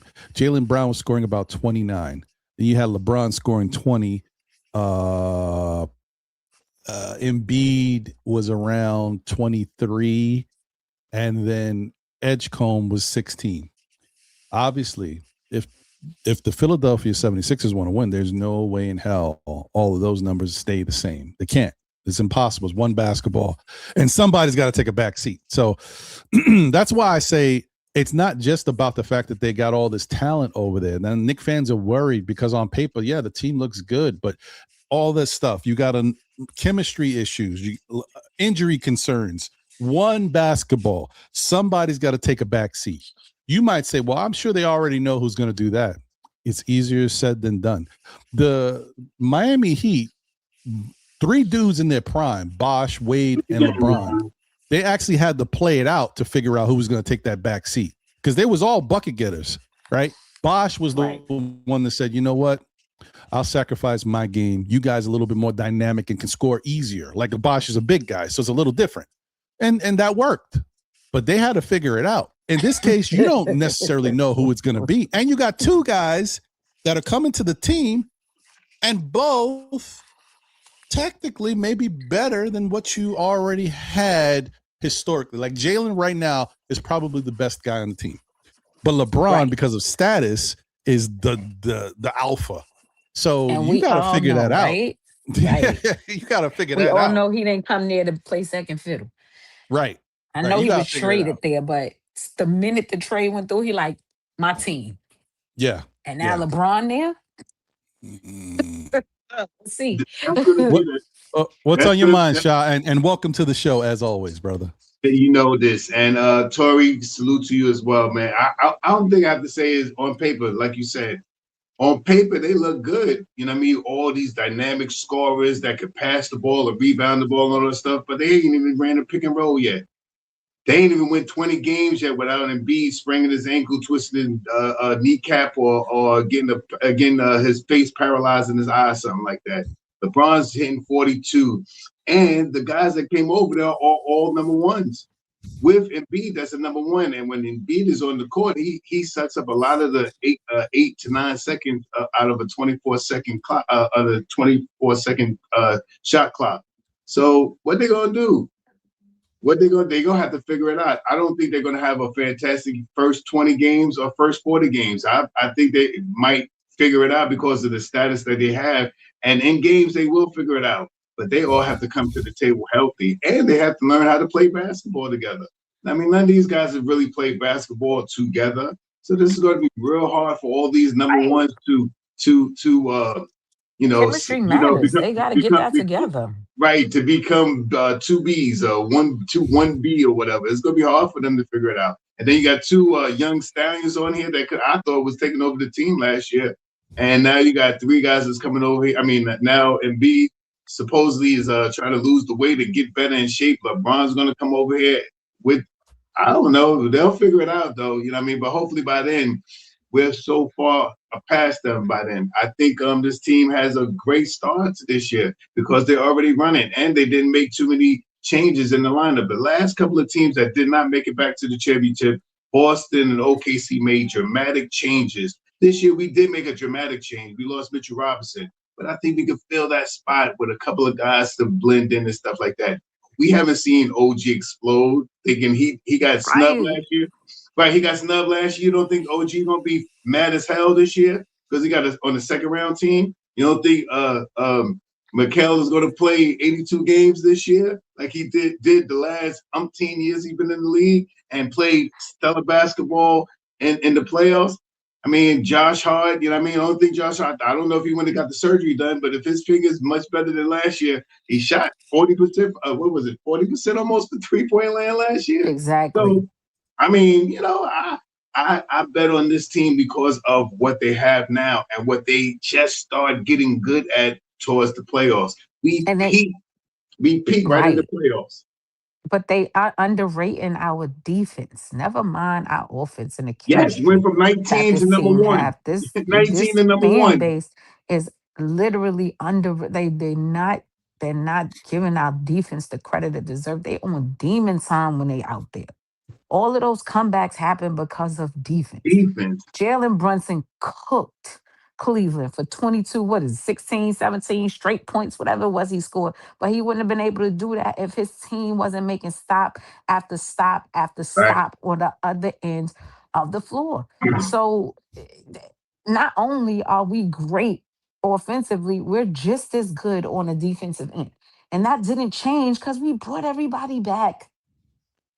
Like I don't get it. I don't know. I'm excited for the season to start because I'm excited to see how much better this team can be because they unlocked something in the playoffs we didn't get to see during the regular season. So That's I'm a fact. excited to see it all come to fruition now. I think we're gonna be better this year than we were last year. And I know these dudes is coming in here with a chip on their shoulder because everybody brushing it off like it was luck. They being disrespected at every turn. Disrespectful. Like if this was any other team, they would literally right now. You could turn on ESPN and they'd be talking about that team right now. It'd be some and the great championship run of the Oklahoma City Thunder or the Ever. Denver Nuggets or the whoever. It was any other team but the Knicks right now. You could turn to any sporting channel and there'd be something on about them. We had our championship parade and everybody was like, "All right, enough is enough." You know, And now everybody talking about how much luck it was. Oh, it was luck. They didn't play nobody. It was. I know the Knicks is pissed about that. I'm a conspiracy theorist, Tori. You know they're gonna give Philly the easiest schedule in the world starting out, right? Oh, Good. They're gonna I have the hope most so. favorable yeah, of course, schedule because on the they planet got when they start. they got to get their chemistry together. Yeah, yeah. Give them If they some can let them It's gimmies. all play, right. who's the worst team in the league? They're gonna play Memphis 6 straight times. Watch. They're gonna have the easiest, lightest schedule in the league. Philly going to end up being matched up with Giannis and them going down the playoffs. So let's see what happens. Philly and Miami. Look, I'm gonna tell you this, man. I love this. To be honest with you, I wouldn't have this any other way. I know some Knicks fans is like, I'm saying it. Don't get me wrong. I got to stick up for our fellow team, but I'm loving this. I do not want the Knicks to come from the front rudder side of things. I love the back, the Knicks are the underdog. I love that. That's where we at. That's our comfort zone. That's like good home cooking. So, Right, I'm you win like, a yes. championship and they telling you not favored to come out the East. You gotta love it. You You gotta third. love it. Okay. It's just It's all unbelievable. disrespect, bro. Yeah, I love it. This is great. Just watch Jalen Brunson drop 45 points for the Brooklyn to the playoffs, and you're gonna tell that man he not coming back out the play. Okay. Yeah, I it's can't beautiful. wait. I want them to keep doing it all. Keep disrespecting. Yeah, man. Keep doing it. Listen, this is great. Like, I wouldn't be surprised if Brunson, like, hey, text Shaq. Yeah, Shaq, yo, listen, you talking a little favorable about us. Do me a favor, yo. Talk that talk, yo. We need that. We need that, brother. He just said they won by luck. Oh, the Knicks won because they were lucky. Luck is a game. Crazy, bro. Every NBA team. Luck is not. First off, every team, that's Tori, not luck. Every team needs a little bit of luck throughout their run, but that don't mean you lucky for winning. Absolutely right. Oh, they won because they was lucky. Okay, that's crazy. We was lucky for every series when we was sweeping dudes. That's not. We beat San Antonio in 5 games. That wasn't luck. Go. Games. Send a message. Send a telegram to Atlanta. See if that closeout game was luck. Them boys was like, yo, we don't even look like an NBA team right now. Look at that score. Go send a telegram to Philly and to the Cleveland Cavaliers. See if they felt great in them closeout games. CJ McCollum said he told OG Anunoby on the line. He was like, he leaned over and was like, yeah, y'all gonna win it. Y'all gonna win it. When you see that, you're like, yeah, this is crazy. It was like, nah, they got everything they need. They definitely win. He said, I told them on the free throw line. I was like, y'all gonna win the chip. Yeah, that's crazy. When you get beat down like that in the playoffs, y'all gonna win it all. Man. That's nuts. Shout out to. Oh wait, god damn it, my bad. Hold on, which way I'm going? I'm going the wrong way. Hitting y'all with all types of stuff. Is that the right button? Is this? That ain't it. No. Anyway, shout out to K Cooper. Appreciate you, my brother. Thank you for the generous super chat. Said, oh my God, anyone who thinks the retirement home in Philly is winning anything is bugging. No offense, but really, let's just enjoy this championship. Facts. I agree. Listen, shout out to my guy, the objective Knicks fan, Karan. Everybody is spooky in the woods right now. I get it now. Karan. Like, what is happening? Yeah. Jeez. He's spooky in the woods too. Yeah. Like nervous because we let Mitchell Robinson and Huck Purdy is gone. I mean, we came back pretty much with the whole team, and it's nothing we could do about Mitch leaving. Mitch left, right? And we got a little offense maybe from Drummond. You seen the pictures of Drummond? Right. I'm just saying, it's not going to be the same. Just looking at the pictures of Drummond, he looked like he's ready going to be. He's coming back to New York that just won a title. That's his hometown, and he's down with Cat. You know what I mean? Him and Cat, they looking phenomenal. So what's going to happen, man? And I mean, I think Drummond may get more minutes than Mitch got. And he another one who playing with a chip on his shoulder because he's listening to everybody disrespect him. I think he's going to play more minutes. He ain't Mitch, and he know he ain't Mitch. Like I know he's going to come in here and play with more minutes. He's going to play back-to-backs. I mean, something that we missed from Mitch. I mean, I think he's going to end up. I think his offensive game, he started to shoot the three, and he's pretty. I think he's still a rebounding beast. Last year's rebound numbers was pretty decent, not too far under Mitch. Yeah, he's still getting a decent amount of rebounds. And coming back to New York, baby, I think we're gonna have a phenomenal year with him. He seems so excited to be here. I think we need a backup center, but I think the backup center comes with a trade. I mean, I don't think the money that they got to get another guy, I think they're going to get like another guy to help just in case if Mo D's not Right. well. You know what I mean? I Right. think just in case of Mo D slacks a little bit, someone just in case. I think they get somebody like that with the money, in my opinion.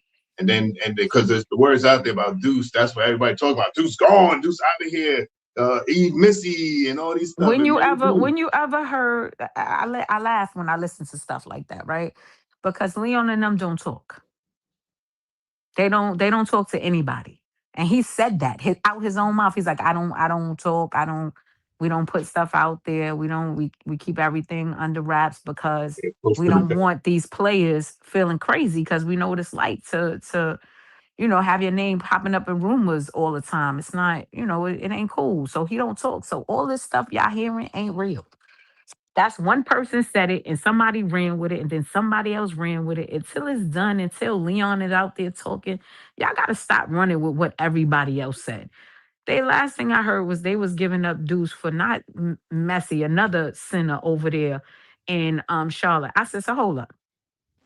We giving up dues for some third string no name center from Charlotte for what? For what? Like you Yeah. listening to people just say anything. They like, oh, I heard this, I heard you didn't hear nothing. If it ain't come from Leon, I don't believe it. They don't talk over there. So stop listening to all these fake rumors that's floating around. It's fair. It's silly. Oh, I got another super chat. Hold on. K Cooper, I see a second one. You know what it is. Shout out to K Cooper. It's sad that people are downplaying this championship because the Knicks made it look easy, but it really wasn't easy. No, it really wasn't. I don't think people don't understand that it's not luck, and it's not like, oh, you know what? The San Antonio Spurs inexperience and not knowing what to do when the Knicks put the pressure on them is that's one time, right? Knicks was down 29 to them, and they had a terrible game plan, and they didn't make the proper adjustments. But I wasn't worried about San Antonio. The series that I was worried about was the first series against Atlanta, and that proved to be that was the two 1 point losses that kind of and it didn't shake me because I didn't know it was going to happen, but I thought that was going to be a harder series. We didn't beat up on San Antonio how many times? We didn't have guys explode on these guys, and we're going to continue to do that because that's what we do to teams like that.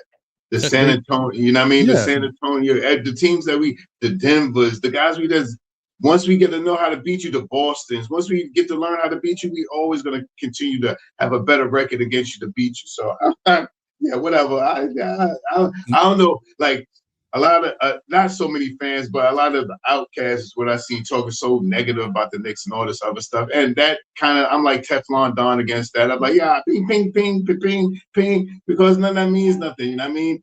All these teams that you're talking about is going to be better and all this stuff. These new moves that just happened, the Bradley Bills and all these other moves that just happened and all this stuff. Okay, ain't none of these teams played like the Knicks played last year. Number one offense, number one defense in the playoffs, man. And they're going to continue to do that. You want to know why? Because they played it last year.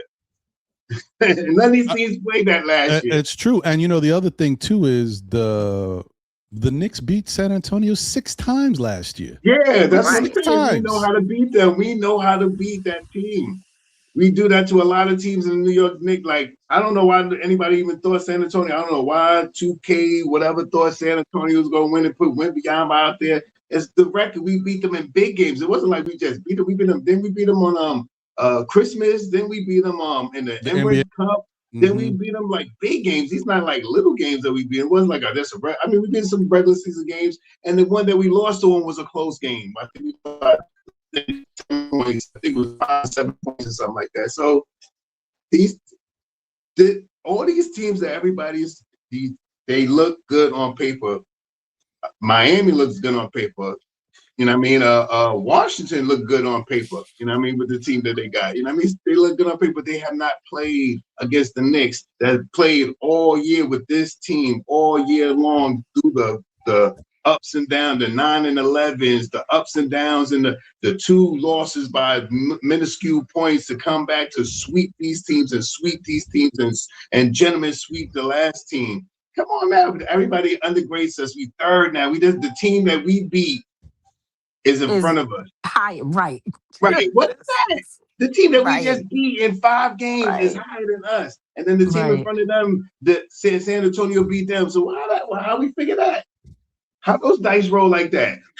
I know how to do that, but they don't roll like that, man. I don't know, man. How you roll the dice like that, man? Shout out to Michelle, said, who's covering Wemby in a 7-game series? First off, we just beat them in a 7-game series. But I get it because Mitch is not here. But if we getting back to a 7-game series versus San Antonio better be worried. Because if we make it back to y'all again and y'all there, y'all better, like, how did they do it without Mitch? Y'all better be worried about. So don't worry about that. If we get back there and we playing San Antonio again in 7 games, come on. It's not if Ron is when we get back there. Yeah, I like what you did there, Tori. I like that. It's when we get back there. Yes, my bad. Knicks in 5. You know, my fault. People so worried about Knicks in 5, baby. Let's go. Knicks in 5. My bad. Let's go. In a casket dip. I'm gonna be saying that 28 years from now. Word. I don't care what y'all talking about. Knicks in 5. Let me address this real quick, and I see I got my guy backstage, just coming fresh off tour. Let me get him up here real quick before I continue. Hey, why you gotta do me dirty like that, Ron? Nah, come on, man. N5 in the building, fresh off the Pretty Ricky battle on Versus. Yeah, do me Pretty dirty Ricky, what like they call him. What up, brother? Big Nation, what up, brother? How y'all doing? We chilling. We rocking you. All right, let me just read this real quick. Wolverine says, breaking news, Denver Nuggets have officially gone over the second apron. Why don't Dolan go over the second apron? First off, I don't know if that's true, but if that is true, that's not breaking news. That's terrible news. So, yeah, man. They be the only team in the league to do it. Let's talk about this for a second, will you? Indulge me. Nikola Jokic, who obviously this year got exposed for not playing defense. Everybody found out a way to attack him. You know, as good as he is offensively, this year, I think I mentioned this before, this year was the year about, especially in the playoffs, teams targeting guys who didn't play defense. Don't matter how good you were. This year, people were targeting you. Jokic, Jamal Murray, Aaron Gordon, Peyton Watson, which is a solid player, Tim Hardaway Jr., Cameron Johnson, Tristan Braun, Valanciunas, David Roddy, Bruce Brown, Julian Strother, Spencer Jones, Jalen Pickett. I don't know if that's Jada Pickett's brother. No, I'm just joking.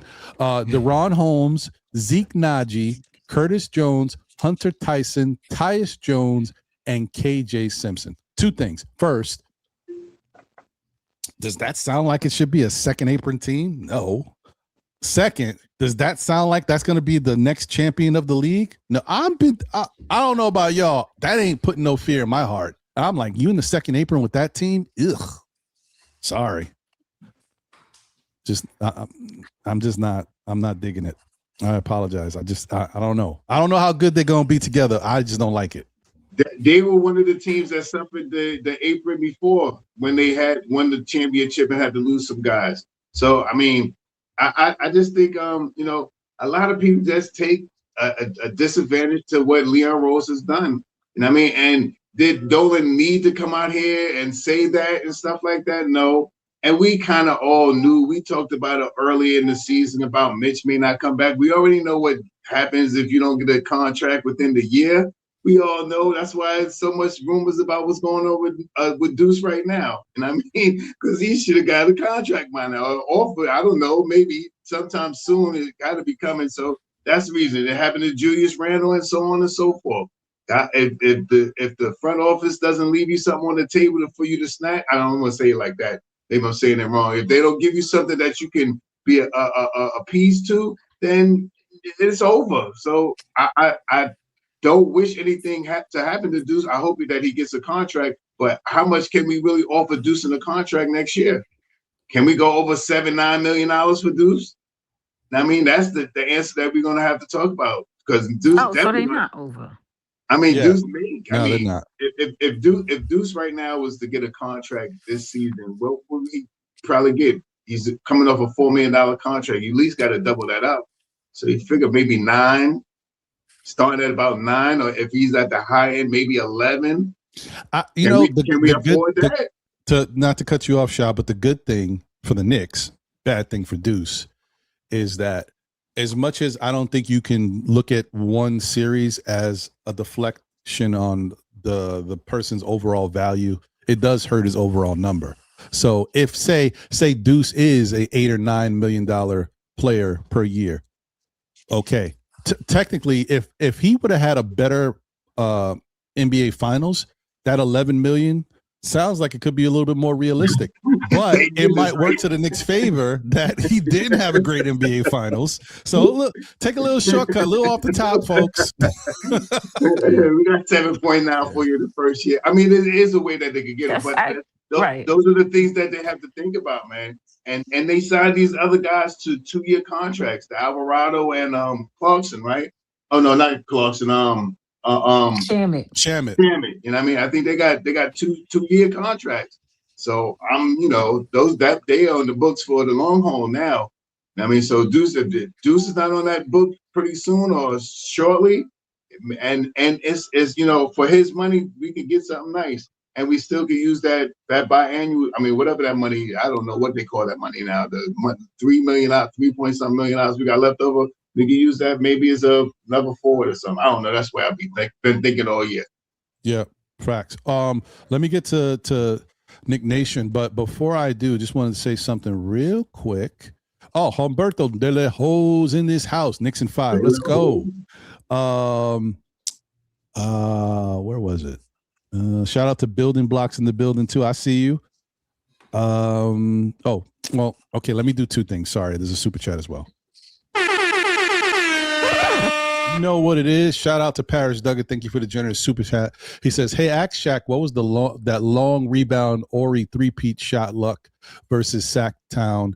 Hey, Shaq was playing with the Nets for a title. Lucky. He got nerves saying we got lucky. Oh, I see your point. Everybody, like we talked about before, everybody it has a little luck, whether it be luck during your series or luck in the matchup that you're going to have for your next series. Everybody, somebody being out that you didn't expect to get injured. It's all luck.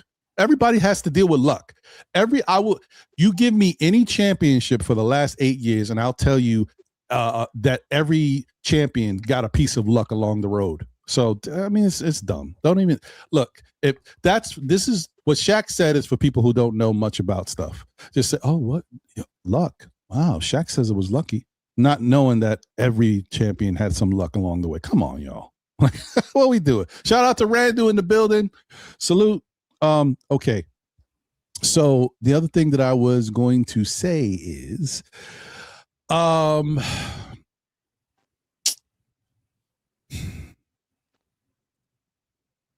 Knicks have 13 roster spots officially signed up. There's still, I thought we had hit 14. We have not yet. There's still 2 roster spots available, technically. And the Knicks have not signed any of the rookies. And the Knicks have not given anybody a 2-way yet. So what's going on? What's happening? Are the Knicks planning something? Why is it? Because normally we would at least probably have 14, and maybe we'd hold the 15th spot. But why do we have 2 roster spots still available? LeBron, we already know where he's going, right? Some other free agents have gone to other places. I saw DeMar DeRozan is still unsigned. Then I saw, these people, everybody's an investigator. I saw there was a picture of DeMar DeRozan working out. Everybody's like zooming on his shorts. Like, what? I don't know. I couldn't even see what that was. You trying to tell me that's a Knick emblem? I don't know what you telling me. Like, whatever. What's going on? You guys got a guess? Do you guys have a feeling about anything? But I will tell you one thing. The fact that they have not done something with those 3 2-ways yet. The Knicks, I think, the other thing that's interesting too is the Knicks currently have 13 people under contract. I mean, as far as what I was saying, why that is also important is right now going into training camp, you can have 21 players on the rosters. The Knicks have 13. Why are they taking so long to finish up everything else? This is all curious stuff. We don't know. Leon's always working, or maybe Leon is just like, yeah, I'll deal with it. It's been a long year. I'm going on vacation with my family. Like, I don't. Who knows what's going on? Anyway, what's your thoughts, Nick Nation? Well, your first thing is, pay homage and respect, you know what I mean, to all the champions that's sitting up here on this panel. Salute champions, you know what I mean? Also, salute to the chat out there, number of chat champions, because that's what we are. We're chat champions right now. And first thing was the luck thing. 261 points, I believe it is. Was that the difference? How that you know what I mean? Like that was how much luck is that? Like that you expand the largest, right, in NBA history? Am I correct? 261 points, right? It is, yeah. So I'm not sure where luck came into that portion of it. You know what I mean? But as far as your what's name question, yeah, 14 is the magic number that we at least have to go, I'm understand, right, into the season with. And at the point of training, by the end of training camp, right? I think you have to have at least 14. Something's cooking. Hey, Leon's cooking. Something's in the works. I think holding this number one is we can't then keep blame Dolan or even Leon, because we're going to want flexibility. You take away a lot of flexibility once you go into that second apron. Everything becomes very rigid. So, Mitch is gone. I was a champion for Mitch, while he was here, but he's no longer here.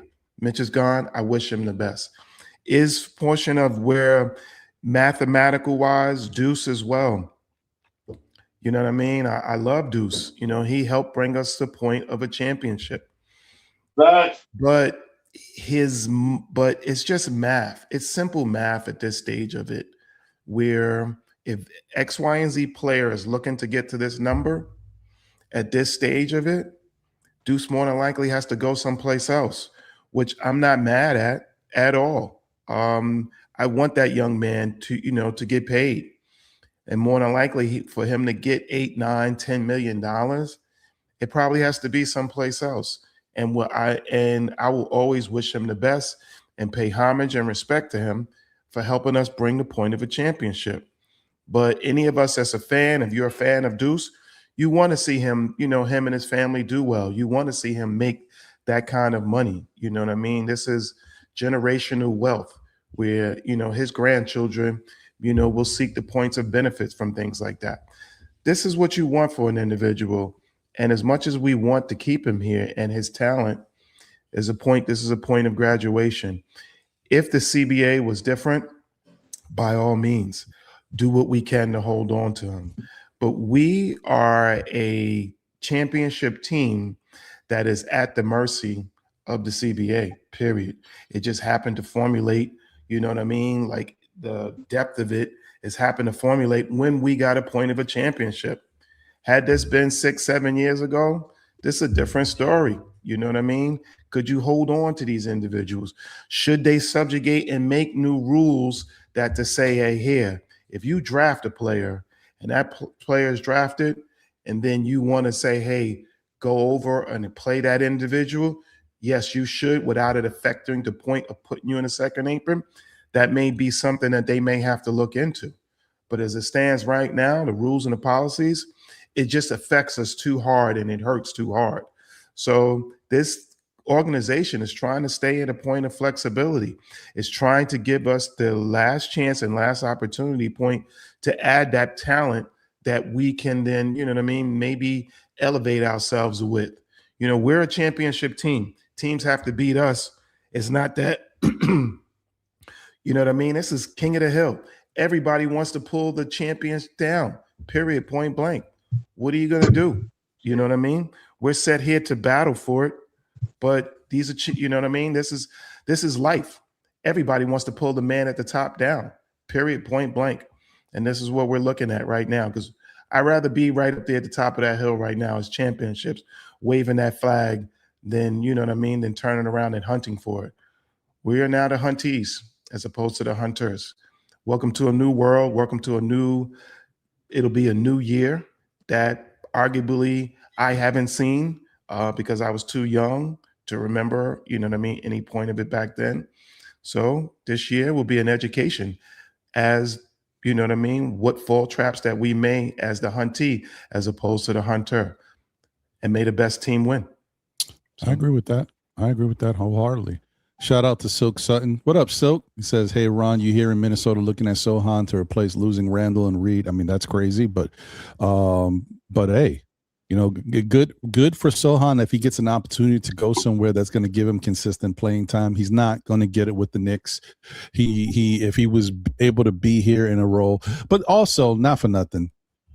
Part of the thing with Sohan is just that he currently, at least with his time with the Knicks, didn't seem like he made enough of a jump defensively to make up for the fact that offensively he was a zero. You know what I mean? Like if you're going to come into the team and the team's going to call on you, you got to be locked down defensively so that they're like, you know, he's irreplaceable to the point where, you know, we got to figure out a way to keep him here. And I don't think he did that. I mean, I watched Sohan when he was out there. He had a couple little nice moments here and there with a play here and there. So that's what warrants him being in the NBA, getting a shot, because he has some talent. It's just that, and I think that's part of the reason why. I mean, there's a reason why San Antonio lets a young player like him go, who's not on an expensive contract, but they just, you know, they're moving in a different direction, and they've got a lot of talented young guys who are playing on both sides of the court. So yeah. But good for him if that happens. I mean, I hope he does get an opportunity to go somewhere and do something. Shout out to David Smith. He said Carmelo Anthony says he would not have left $113 million on the table like Jalen Brunson because you can't make that back through off-court earnings. Excuse me. First off, we see what happened, right? First off, Carmelo. Back when Carmelo was playing, you couldn't, right, but you can now. Yes, and that's the thing that I'm saying. Like, can now. First off, you can now. That's one. Everything's different, and there's a bunch of opportunities for players that have, developed over time that weren't even in existence before. Like now, and I'm not saying all of them are great opportunities, but as time has gone by, there's more. Like Julius Randle got a Skechers deal.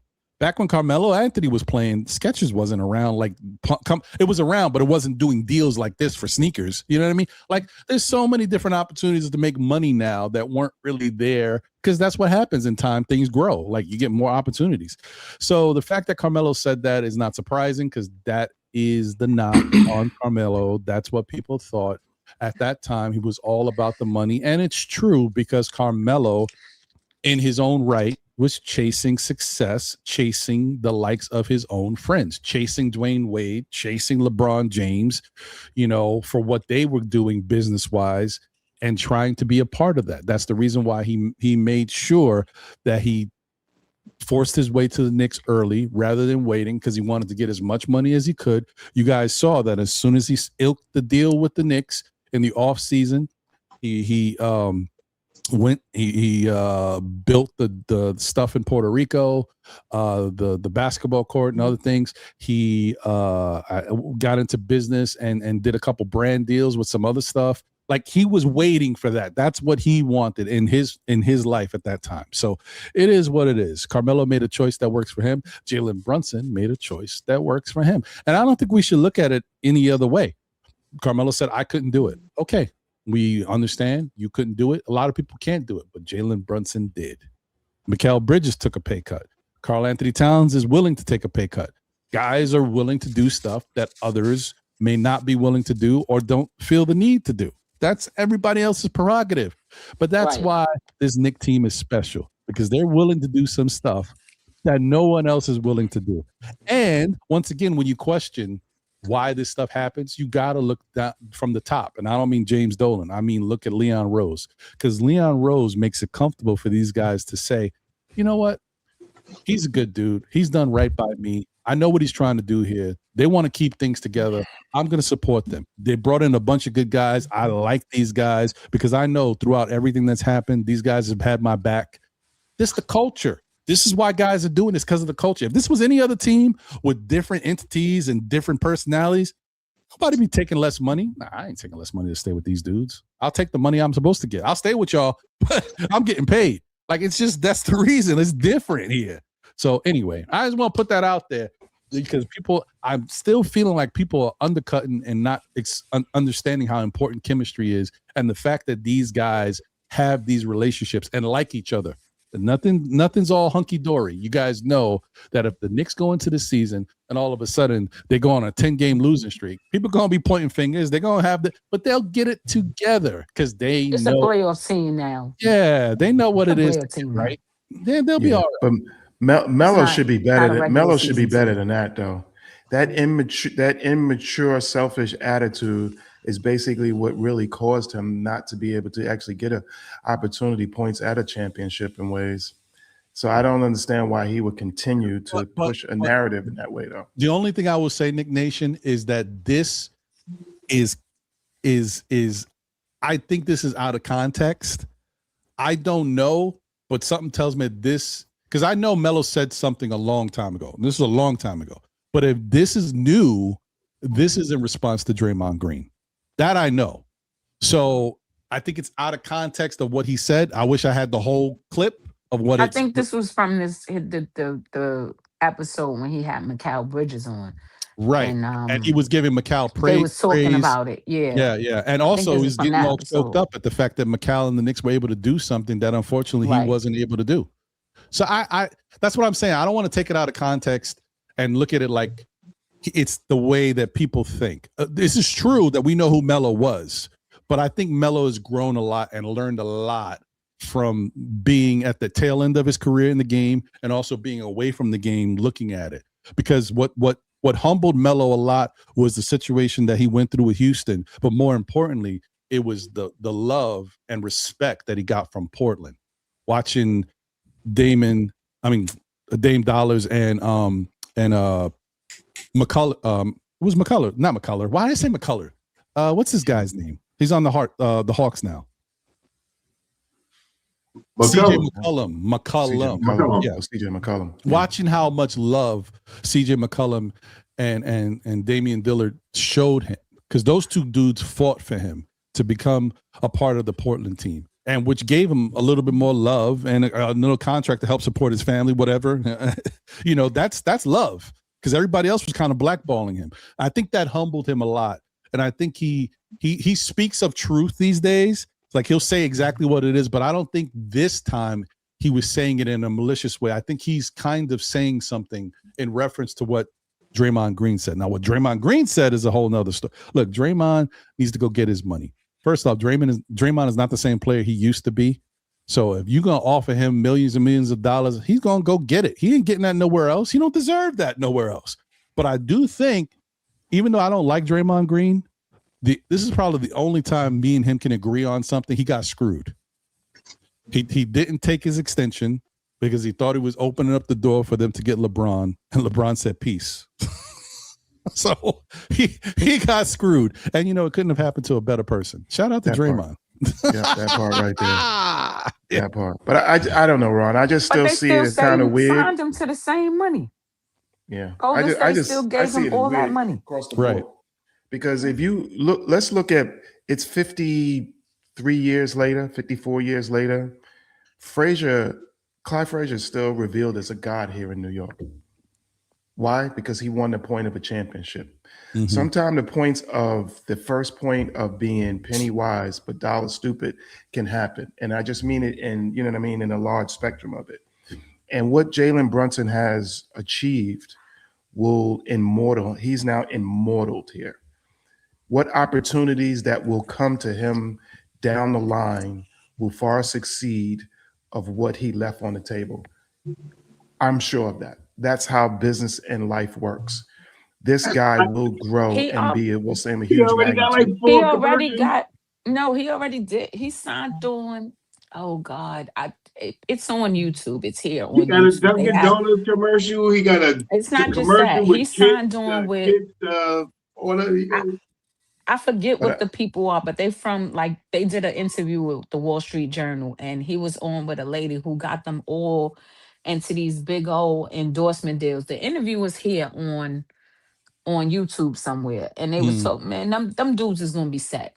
They yeah, teaching these them how to dudes. grow their money. Them Exactly. These dudes will dudes. build. These dudes will be building buildings in New York City. These guys will be building skylines in New York City.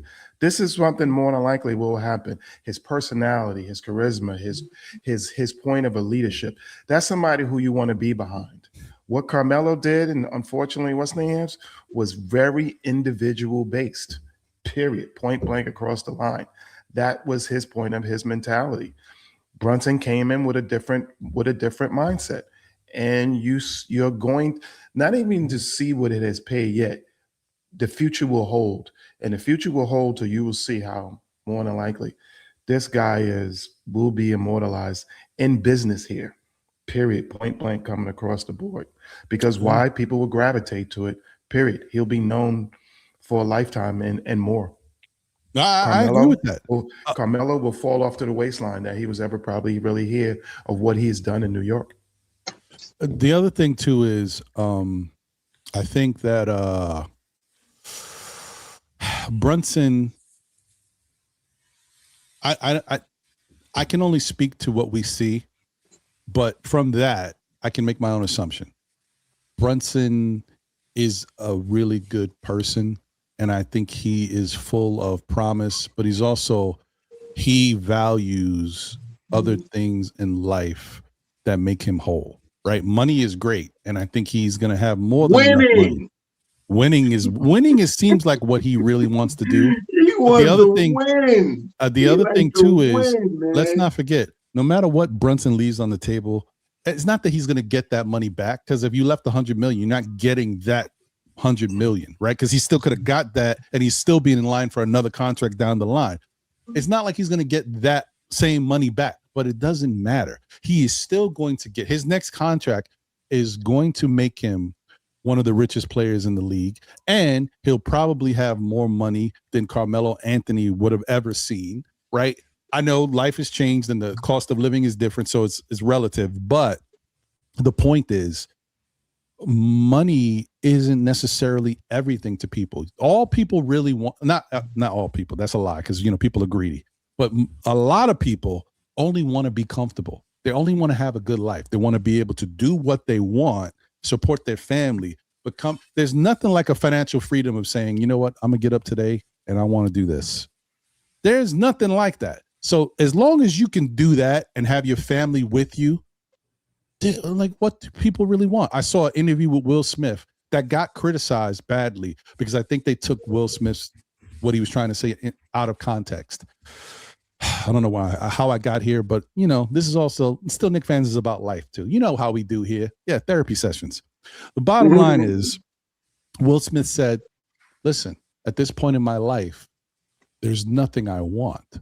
I'm rich. I've gotten everything I want. There's nothing else I could possibly want to do. So now I'm just trying to find ways to keep myself happy and entertained, but there's nothing else I want to buy. I've bought everything. And that's the real deal. There's only so much money you're going to be spending at a certain point. When you're making so much money, you're spending it. Like, what are you really looking for? You could say, I want generational wealth to be able to pass down from my generation to generation. Okay, I get that. But as far as just being happy, at some point you can just say, look, I want Jalen Brunson's, I want to make this amount of money. I want to be financially sound, but I want to win championships. Ain't nothing wrong with that. So that's what all players should look at. Win, exactly. Being a winner. That's what I take away from Jalen Brunson and what he has done in his career. If I get a chance. All he's done is win, win, win, no matter what. That's right. If y'all get a chance, it is the Wall Street Journal interview. Oh, okay. It's the Wall Street Journal. Okay. It's a good watch.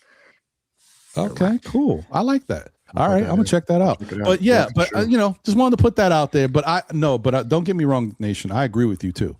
I do think Melo has grown a lot, but I do think that I don't think he understands that he could have done things differently, and if he would have showed himself being willing to do that, because he can say all he wants. The bottom line is, He's got a thing around the league. There's no reason out of nowhere that he was blackballed.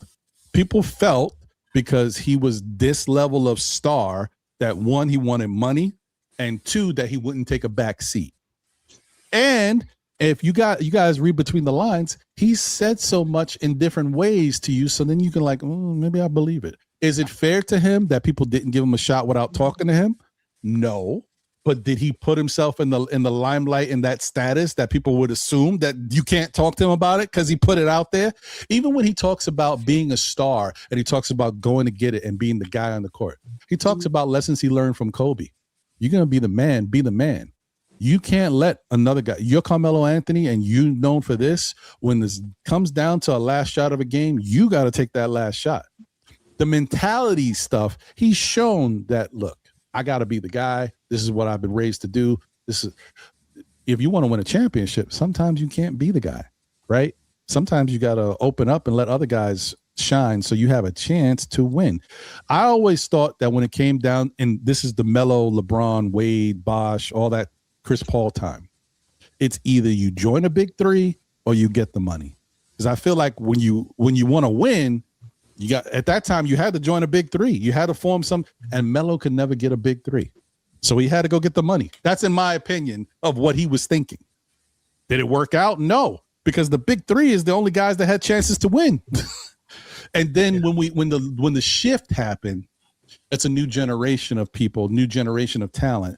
Now it's no longer big three stuff, but that time has already passed. And at that point, Melo was looked at the tail end of his career. Think about the last year that Melo played basketball. Dude wasn't even in his 40s yet. LeBron's going to be 42. And they had already wrote Melo off like he was a bum.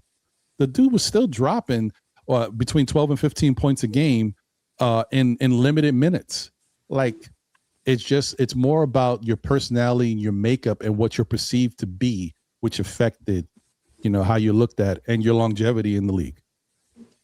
Yeah. Right, he kind of put winning second. And when you kind of put winning second, that's what, that's the result becomes to it, as opposed to winning first.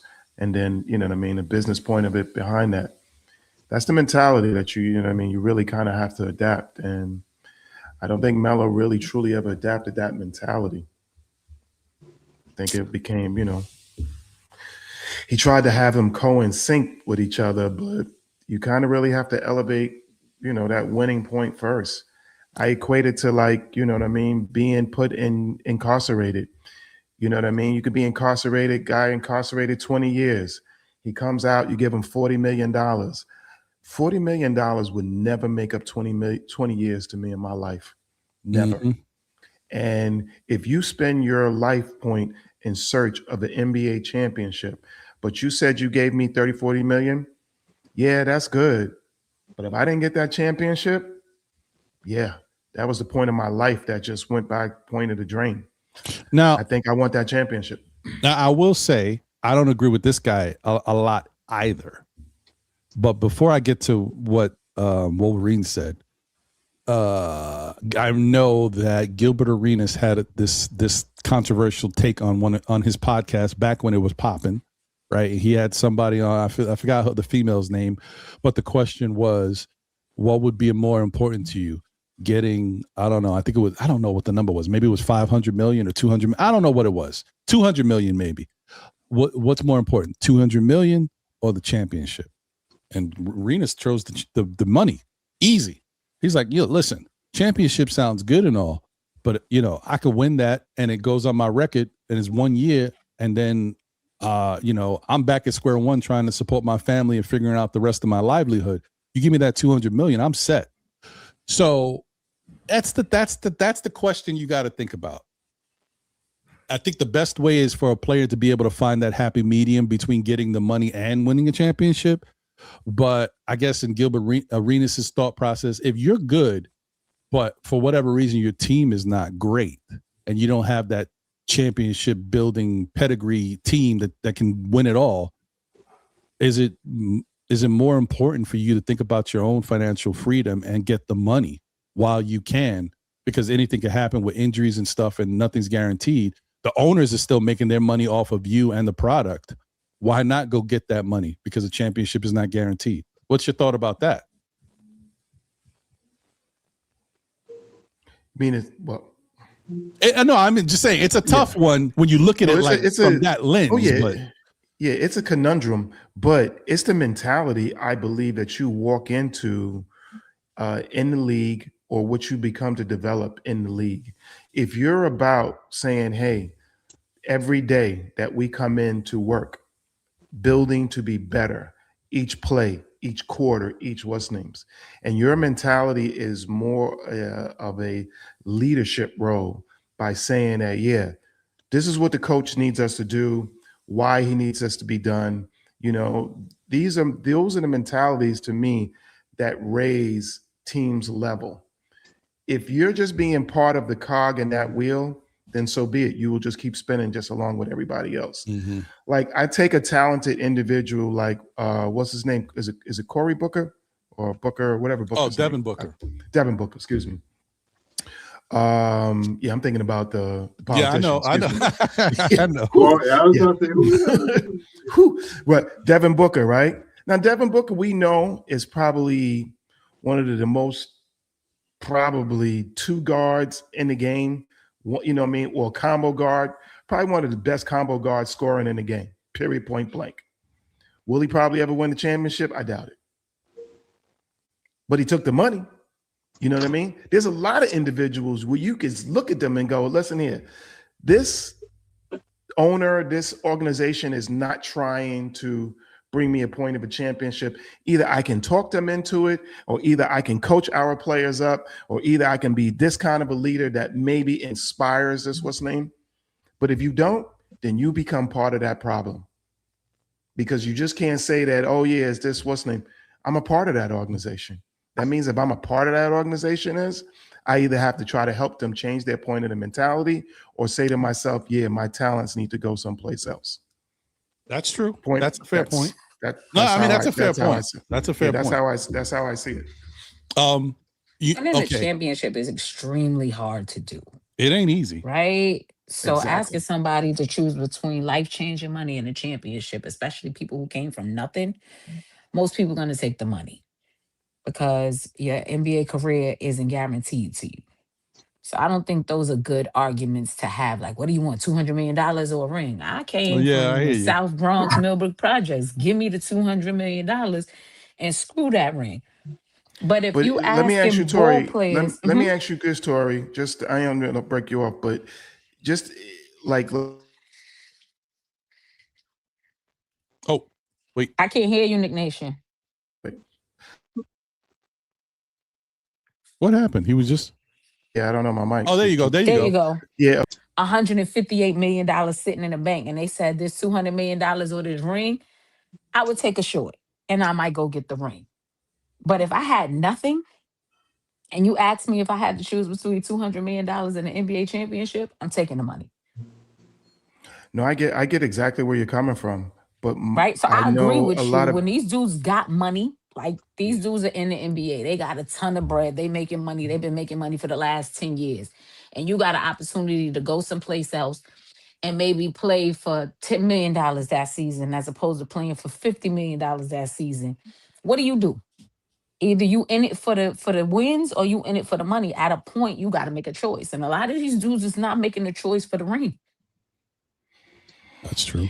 That's true. They just not. That's why this league isn't the same. If I committed my life to it, though. I get you. I don't disagree with you. I don't disagree with you. But what I'm saying is this league is not what it used to be. No. You watched Charles Barkley and Clyde Drexler and them run around the league to teams at the twilight ends of their career to try to get rings because it meant something to them. Now you got guys who worked really hard just to get to the league, and they're happy just to get to the league.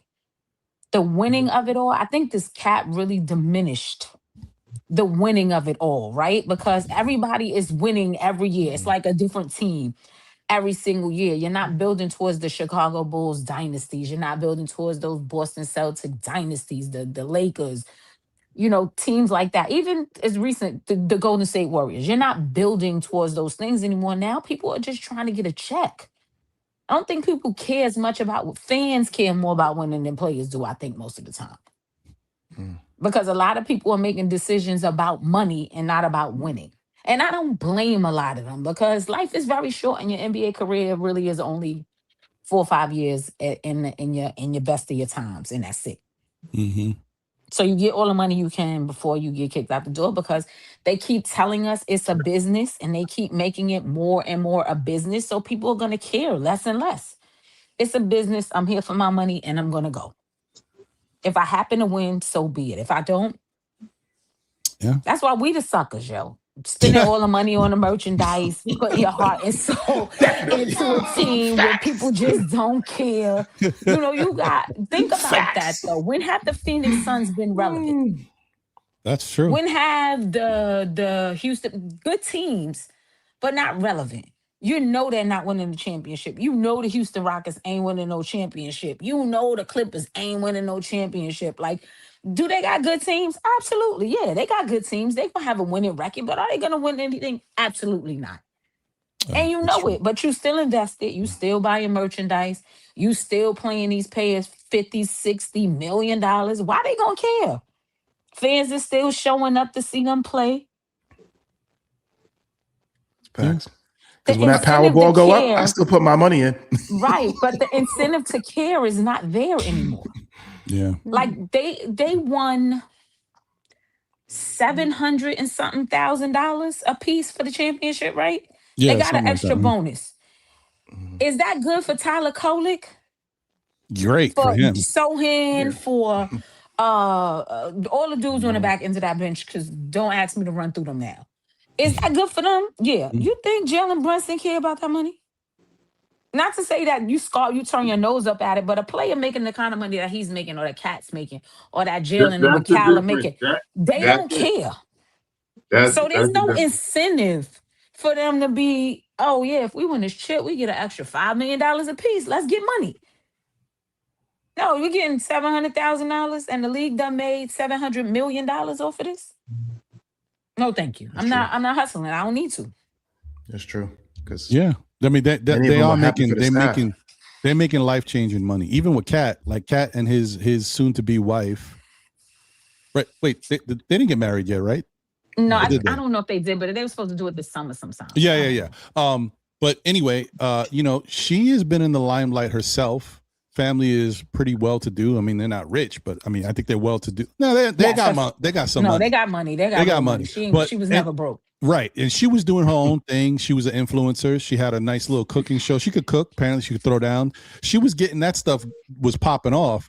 But if you with Cat and that's your significant other, and Cat's making millions and millions, like at some point you're like, I don't even need to do this. How I'm much chilling. money you think she made off that bag? You know what? Right. It's a bag, and not it's a cute little bag. But how much money you think she made off that bag that sold Yeah. out since the playoffs? Yeah. Yeah. So like that, that's the life. But let me say this. I will say this real quick. Carmelo has made some missteps, right? But I don't want us to this is not a bash Carmelo Anthony show. I love Carmelo. He's one of my favorite Knicks. Not my favorite Knick. He's one of my favorite Knicks. And I love the fact that, because people still look at it a certain way, and I've talked about it. I love the fact that Carmelo came here. All right. It started with Jesus Christ. Stoudemire. It started with Stoudemire, right? But then, Stoudemire had no allegiance to the Knicks. But Carmelo loved the Knicks, wanted to be a Knicks. So him coming here meant something. And obviously, I'm going to get to this real quick. The bottom line is, at that time, the players were running the league, okay?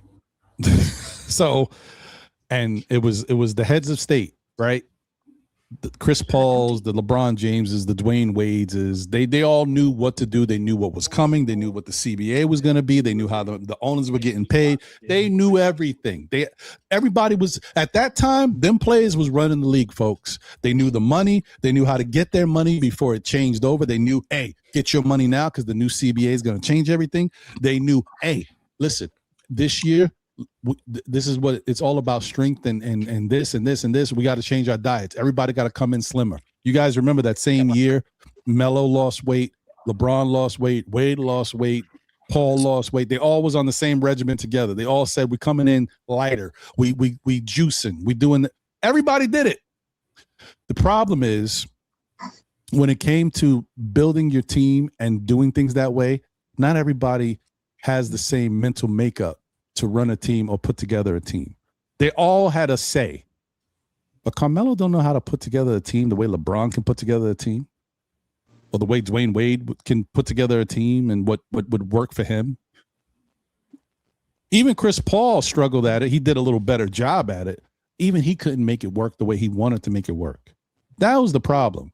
Carmelo just couldn't put it together with the Knicks the way LeBron could somewhere else. And it fell flat on his face. He took the money and tried to have a say with regards to stuff. And this what brings me to the Porzingis thing. He tried to tell Porzingis, this is how you make it in this league because they don't care about you. And this is real. Porzingis was his buddy.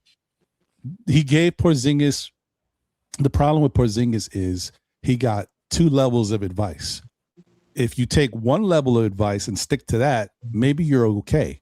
But he got 2 levels of advice. He got Carmelo's advice, which with your own head and your own smarts, you can get through. If you just take what he told you with a grain of salt and then use your own mental makeup and say, okay, I'm going to use what he told me, but I'm going to move this way. You might be fine. But then when you take what Carmelo's telling you, right, and that's 1 line of thinking, and then you take what your brother, who's your agent, is telling you, and your brother is wrong. This is when you all messed up. That's what screwed Porzingis up. It was a combination of some of the things Carmelo told him, and then taking what his brother told him and becoming a diva and having it ruin him. That ruined him.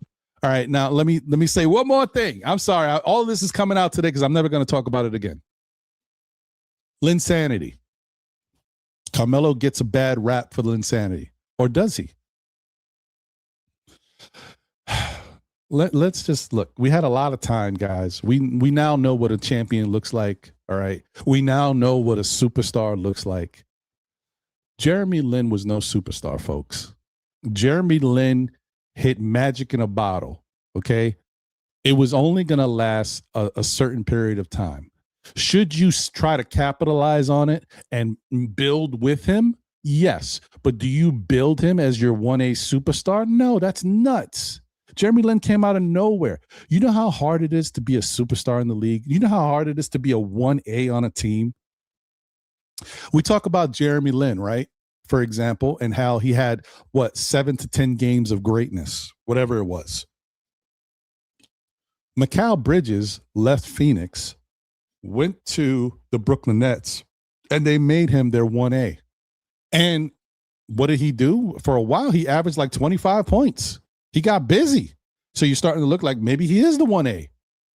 Jeremy Lin never sustained that level of scoring for that amount of time that Mikal Bridges even did with Brooklyn. He scored more in a longer period of times with Brooklyn and was the guy. But even he wasn't a 1A. He couldn't sustain that. So the fact that Carmelo felt a certain way because he started to hear the organization talking about Jeremy Lin like if he was Carmelo Anthony.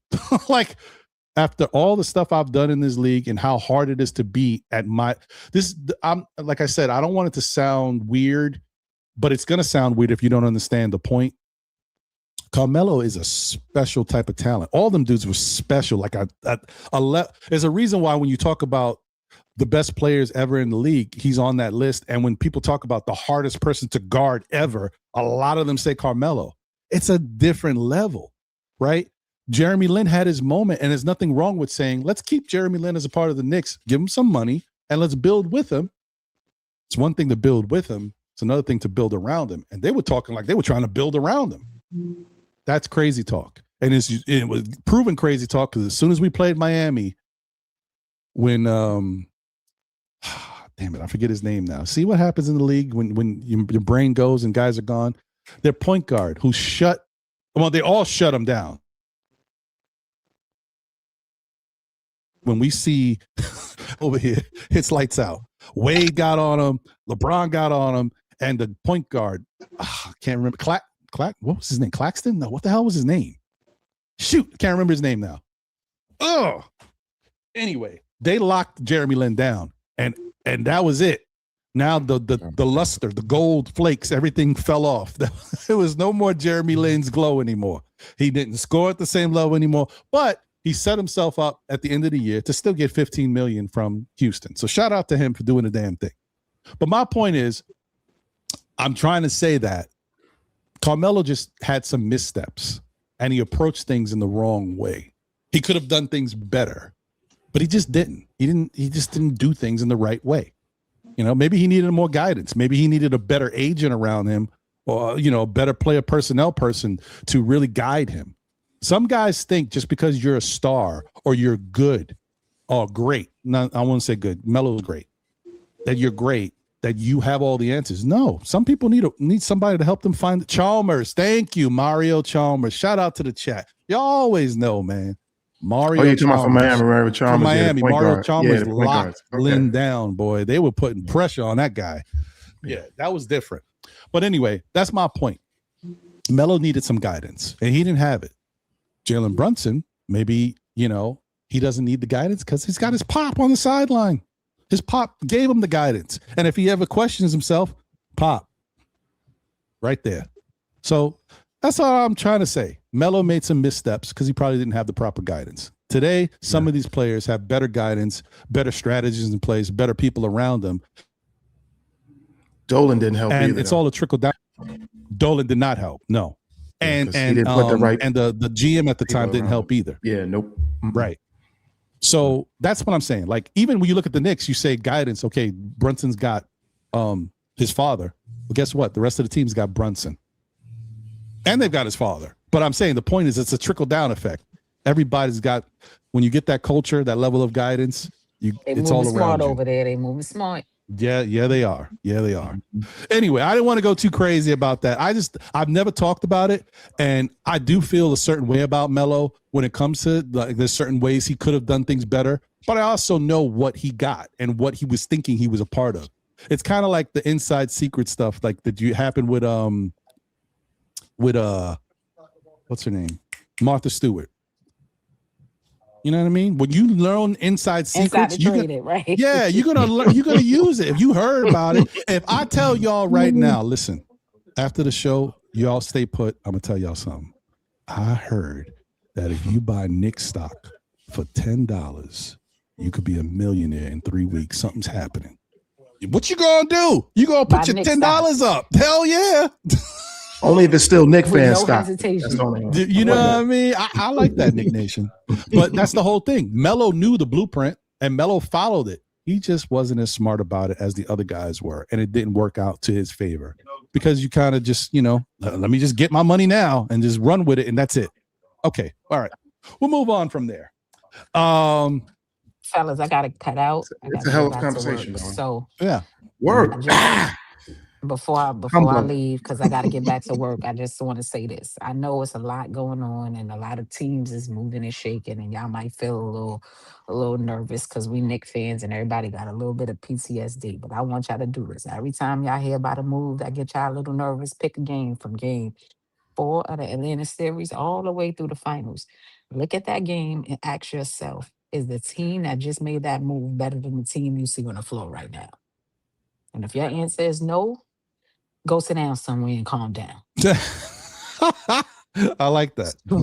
Words to live by right there. Yeah, man. Y'all got to relax. These teams made moves, right? The Knicks are on like level 8. Everybody else was on like level 2. They made moves. They on like level 4. We still on level 8 looking for level 10.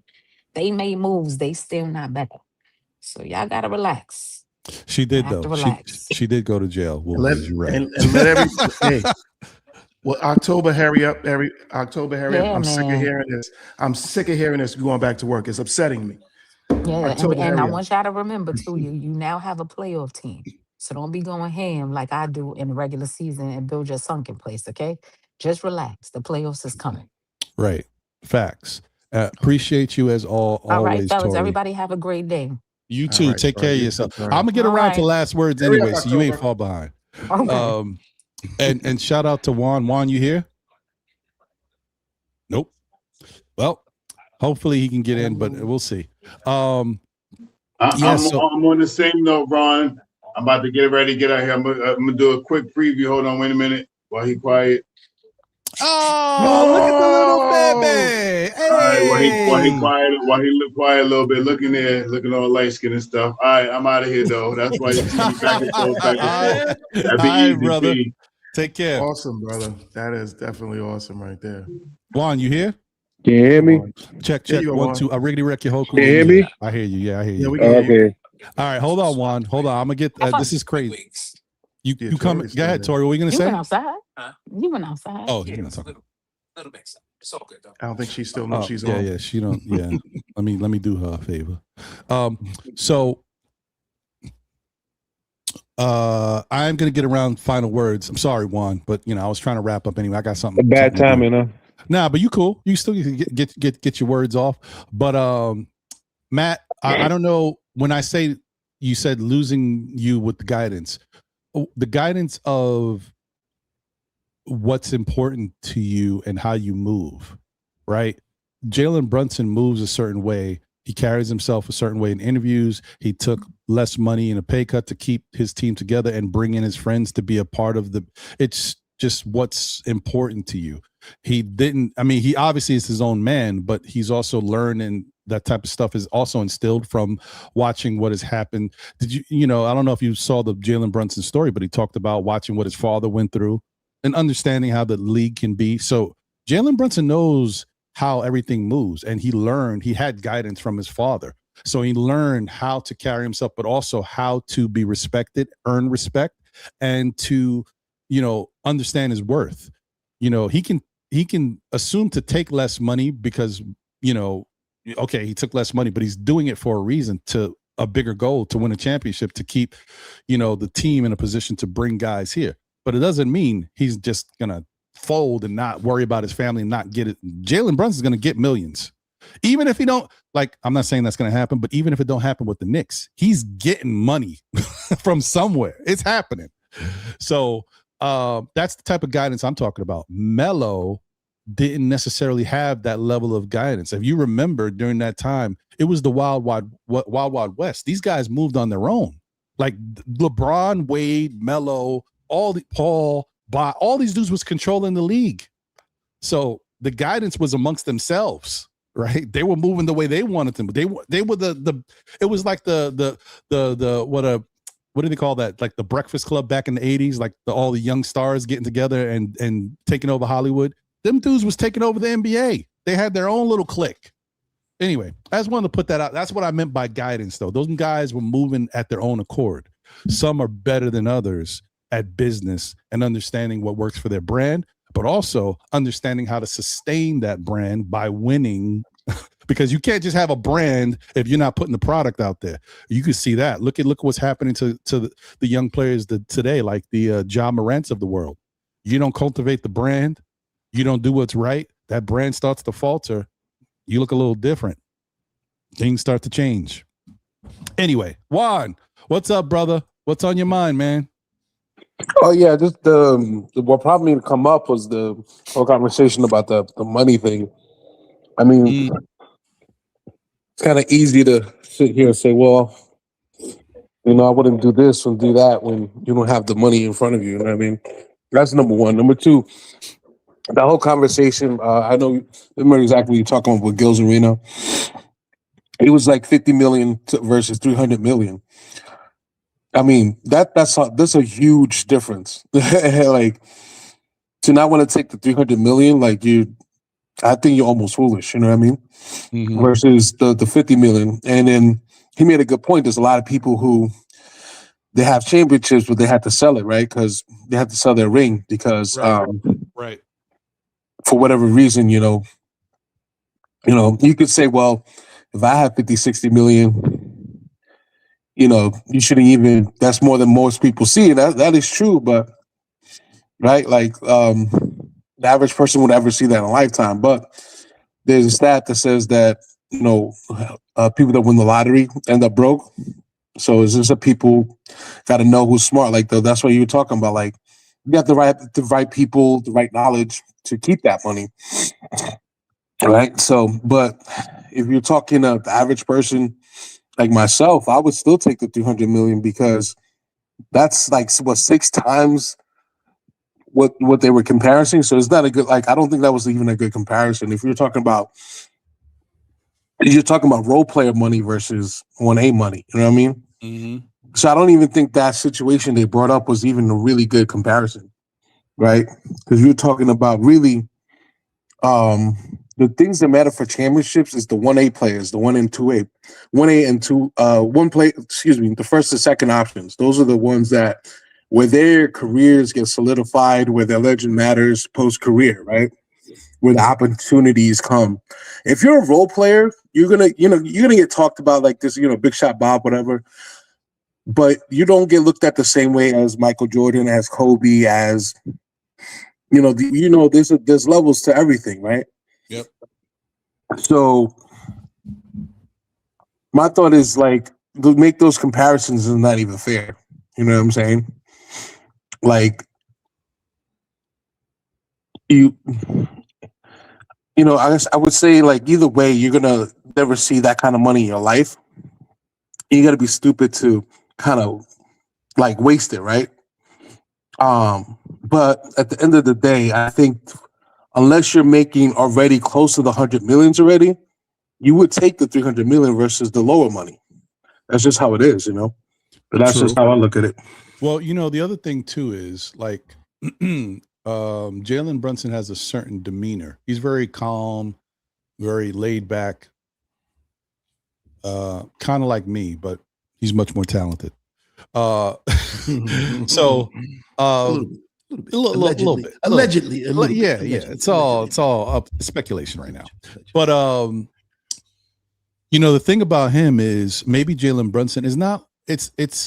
It seems like in one way you're looking at what's more important. Jalen Brunson obviously cares about winning. You gotta, if you don't understand that, you look at his achievements. No way you can say that guy doesn't care about winning. All he does is win. From high school that on up, like winning matters to him. So, but you also know, I mean, if you're smart, winning brings money. So, in his mind, he did take 100 million less, but the 100 million less is for the team to be built around him to bring people that he knows he feels comfortable that, hey, I can win with these people. We know how it played. We've won together before. I know we can win again. That's a real big belief, but it says something about him and how he trusts people that he's played with and knows their makeup. But also the fact is, hey, if I win, you're gonna pay me because I won. So it's like it's a gamble on yourself, but you got to be willing to play the long game sometimes. Isn't that like how they do it in stocks? Like it's the long game. Short money is short money for a reason. It don't last long. You can get some of it to get you going, but you need that long money is what's going to sustain you. So I just think he bet on himself. He bet on the people around him and thought that they could bring something that's never been done. And it's also everything Jalen Brunson did was showing that, I'm believing in me, that I could do it, because he relied on himself to get it done too. Came to game 5. It was Jalen Brunson that put up 45 points to close that game out. Like I'm going to get it done. And so that is something you got to respect. And for some people, it's hard for them to fathom it because not everybody can work that way. Not everybody can move that way. That's the reason why, not to get too deep, but, listen, everybody knows this. If you don't know this, I'm sorry to tell you. Everybody that lives on this earth can be rich. But it wouldn't work for our society. Like, we can make it, the government can make it so that there's another value system and everybody could be not wealthy, but well off. But the problem is we're humans, and people know that if you don't have things for a human to push for, some humans get lazy, they get lackadaisical, they get lethargic, and they'll just sit back on their laurels. All right. That's just the human makeup. Not everybody moves the same. There's go-getters, there's alphas, there's beta, the whole thing. That's real stuff. It's just bottom line. You could give one person 300 million. That one guy you give 300 million could take that 300 million and make it 600 million. You give another person 300 million. That other person will breeze through that 300 million, get all fat, but have a great time. You know. And that's what make us work for our stuff. They give us all these different parameters. This is how life moves, and that's the bottom line. Not everybody can do what Jalen Brunson did. I'm not. What happened? If you give me 300 million, I'm not spending much of it, and I'm just trying to live off that, bro. Yeah, no, I mean that's the thing. Like everybody's different. Some people are being like, "Wow, 300 million. I'm gonna get what I never got. I'm gonna make my family live. I'm gonna take care of my friends, give them the lives they could never have dreamed of." Some people think that way. You got other people that are athletes that have never spent their game check. They live off of residuals from other things and endorsements and haven't spent the game check. Could you imagine? Yeah, it's Klay Thompson. Yeah, stuff like that. There's Clay. There's football players that have done it too. I forgot the names now, but I've heard the stories. I'm like, this is incredible. The level of Gronkowski is one of those too. He was another one. Didn't use his playing money, and Gronk made some good money. So, he has a CBD company right now. Yeah, like these dudes, like you just have to have a certain makeup. It's not for everybody. And plus, some people have a mentality too that, they just don't know what it's like to live a certain way and they want to experience it. But as I said, even with the Will Smith thing, once again, it's only so much you can buy. And before you've had everything, and then what are you doing now? Like, how do you find your happiness? Look at, I don't want to take it there because then it sounds like, damn, this show's wild. This is dope, but it's wild. If you think about happiness and family, people would love Will Smith's life for everything he's achieved. But does he feel like, you look at him, does he seem happy? Like, I don't know if I want that. Ron doing still Knicks fans, making whatever I'm making. At least sometimes I have moments of happiness. I don't know if I want Will Smith's life. I don't know. It's just something to think about, I just think he's not happy because he married the wrong woman. But that's just me. Well, yeah. Well, yeah. That too. Hey, comes with the life. Yeah. But that money is somewhat what drew him to that point of that life. Mm-hmm. So it's an education. It is, and there's so much going on with it, man. Oh yeah, that's another one. Ocho did it too. Yeah, he's like it's incredible, and he'll suffer. He'll say, I won't do this, I won't do that. Or I go out, I'll spend this amount of money, and I'll give a good tip. I got a friend that makes decent money, has great 401k, got good savings, rarely spends it. He travels, he takes trips, but he's very frugal with how he spends his day-to-day money. He don't always go out to eat. He splurges when he wants to. Like I said, he goes on vacations. He eats at home, and he don't eat, like, he don't splurge. He can eat ramen noodles. Not that he will, but I'm saying he'll be comfortable. He'll eat ramen noodles for however long and then still go on his vacations and eat at, nice restaurants. People just have a different makeup. You just, move differently. All right. Let me get around to everybody at the final words, because we can go on forever. This might be the new. Everybody's making new moves. Maybe that's the next level of still Knicks fans. Still Knicks fans. The quiet hour. Let's talk about what's on your mind. What's really eating at you. Oh, therapy. Man. It's all therapy, my brother. Every Saturday afternoon is therapy, my brother. It's crazy, bro. Crazy. Anyway, final words. Let me go to Juan, because I want to give you anything else you wanted to bring up, Juan. I know you came in late, but anything else you wanted to talk about? I just wanted to talk about that, what the actual situation was, and that conversation was, like I said, I don't think that was a fair comparison. I don't think that was a good comparison that they even made. Right. I mean, yeah, because it's that whole thing is very tough. And Juan, I like, it's plus, you talk about role player versus superstar. Right. But the other thing too is, even if you look at players that were good, right? There's plenty of professional players that were nice, that even won championships. They didn't get their worth in the NBA compared to what guys are making now. Even if you look at the level of of, taxes and the cost of living, still it doesn't compare. Some of these guys made peanuts compared to these guys today. And these dudes were incredible players. They deserved all types of money and they didn't get it because it just wasn't their time. That stinks. And that's why you find some of these guys selling off the championship rings. They're trying to live. And it's not like there's an organizational thing that says, you know what, because you were this type of player, let's set up this fund for you.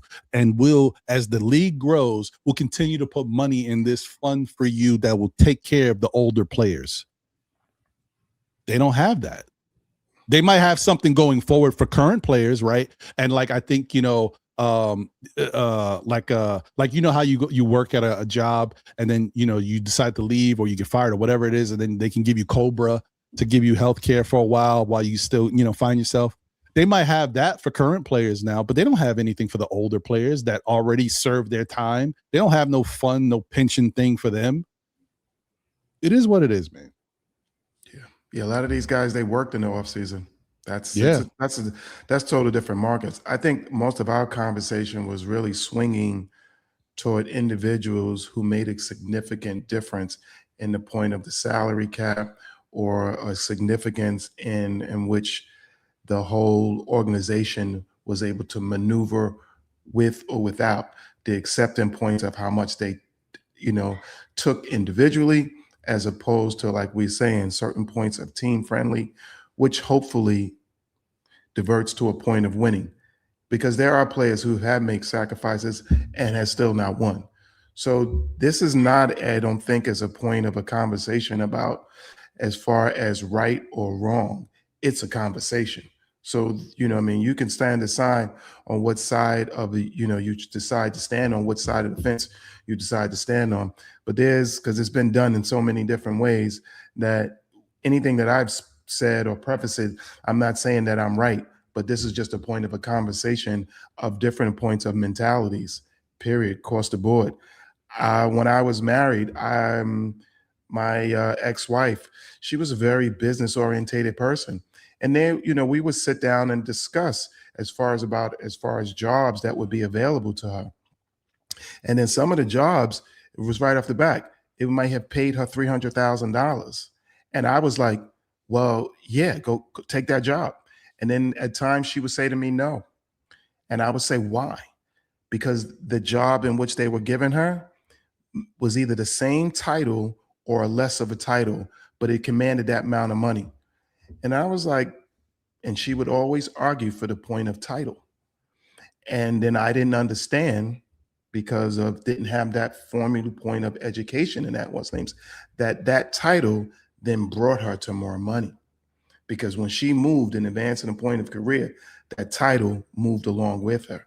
As far as the salary point that's a given point and a percentage point. And when you are being poached from somebody that, hey, this is where that will move. But that point of title was more important into point securing that upper level. And I didn't point of understand that. That's why I say it's all about a point of an education point of it. And the point of it was the top point of it was a conversation. So a lot of times in the chat and other what's saying is, this is not about when we have these points of discussions about who's right or wrong. It's about point of the education of the discussion itself. And that's all what this is. This is a discussion back and forth, no more, no less. That's facts. And that's good. Yeah. And that's a true example too. Like, everybody makes moves that makes the most sense. If you don't think ahead, you can find yourself holding the bag, literally, like with nothing in it. Like, what did I do? Because you have to think about stuff. I see Wiz, and this is true. Dolan wanted Melo by any means necessary. Facts to you and Flying Grayson. Wiz was like, Brunson signed the maximum contract extension available to him at the time. He just didn't risk playing out his contract and being eligible for a bigger max. That's not the ultimate sacrifice.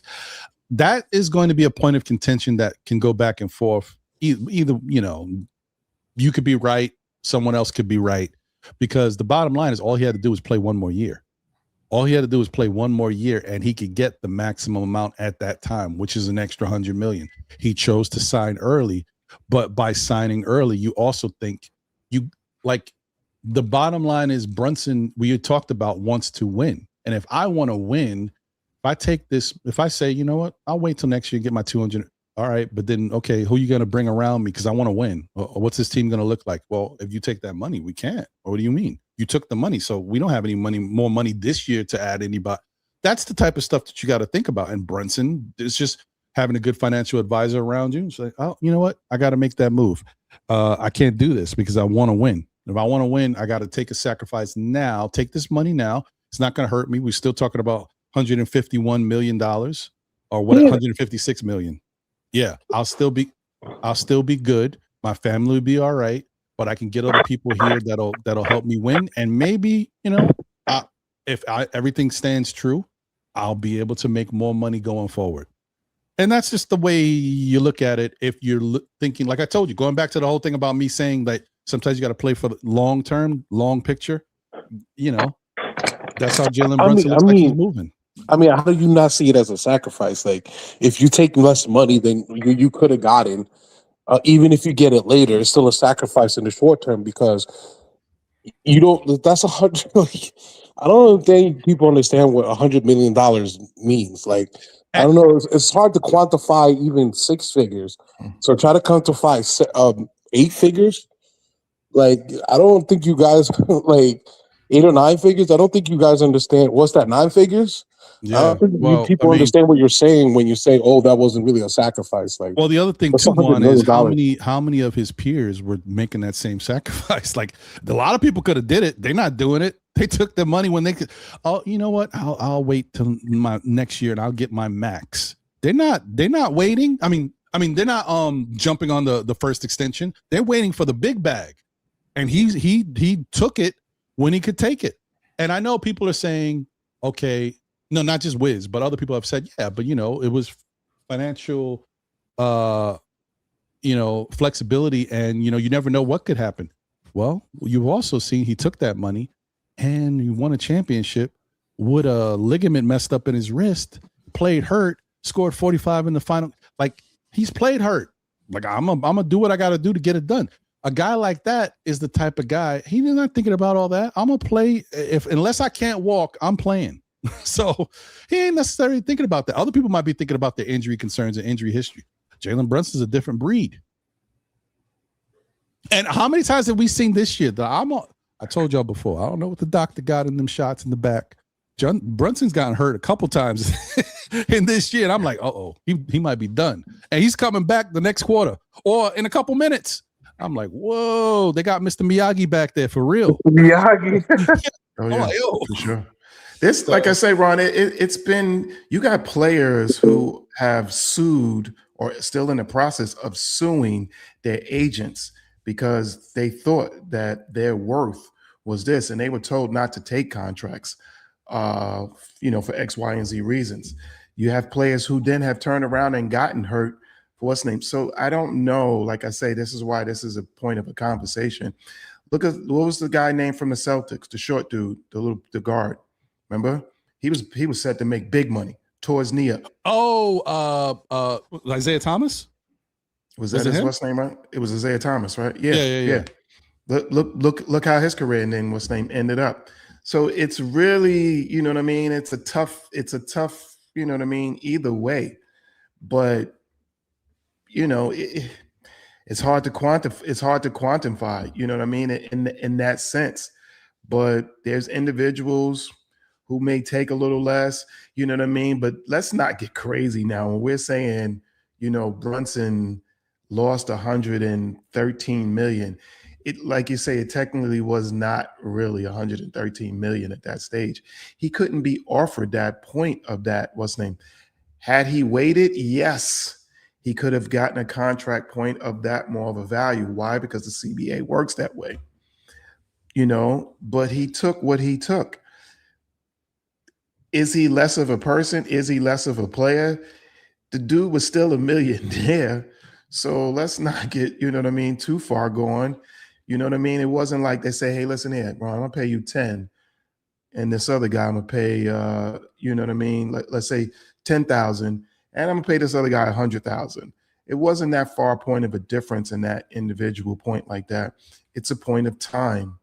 You know what I mean? Yes, he could have waited and got that much more of an extension point onto his salary. It wasn't like he just said, you know what, yeah, give me 113 million less. I think we're they're taking it. That's something where people say context matters. That is where context truly matters. So I don't know. Yeah, that's a good point. That's a good point. That's a fair point. And the other thing too is, once again, we can't. Brunson is just a different breed, guys, and it's hard to even use him as an example because he's different than other people. His mind moves differently, he thinks differently, he values things differently. Like we don't know what he's thinking and how he's just different. Because you know how he's different? Because it's not even just about the money that he could have made from his NBA deal. He had a chance to get his own sneaker.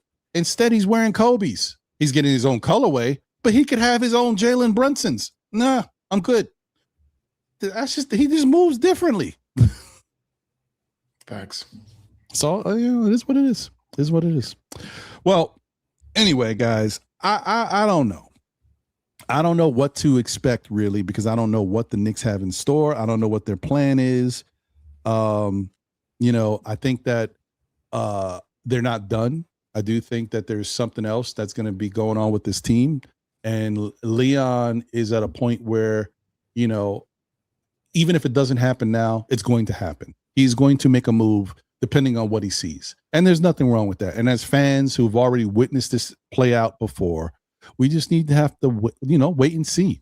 Let's see what this team is. I got to tell you, every team is going to come into this league thinking they have a shot because that's the bottom line. Every year you start a new year, even if you're the worst team in the league, the coaching staff, the organization, they're going to talk to you like you guys can make it. You don't know. I mean, yeah, everybody's going to count you out.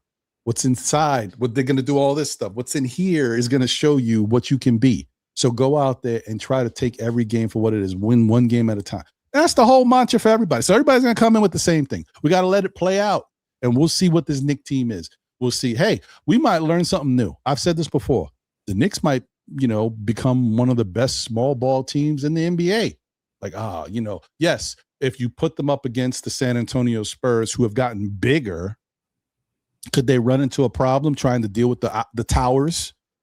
Possibly.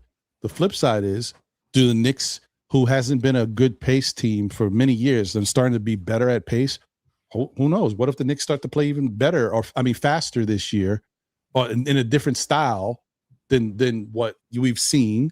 And now they still become a team that, other teams can't plan for. Like, oh man, these Knicks, they don't come at you traditional. Like they can't really stop the bigs, but we can't stop their small because they're moving around a certain way. You just never know. So we got to let it all play out. You got to let it all play out. But I want to say, Knick Nation, I want to thank you. I want to thank Juan. I want to thank Tori. I want to thank Sha.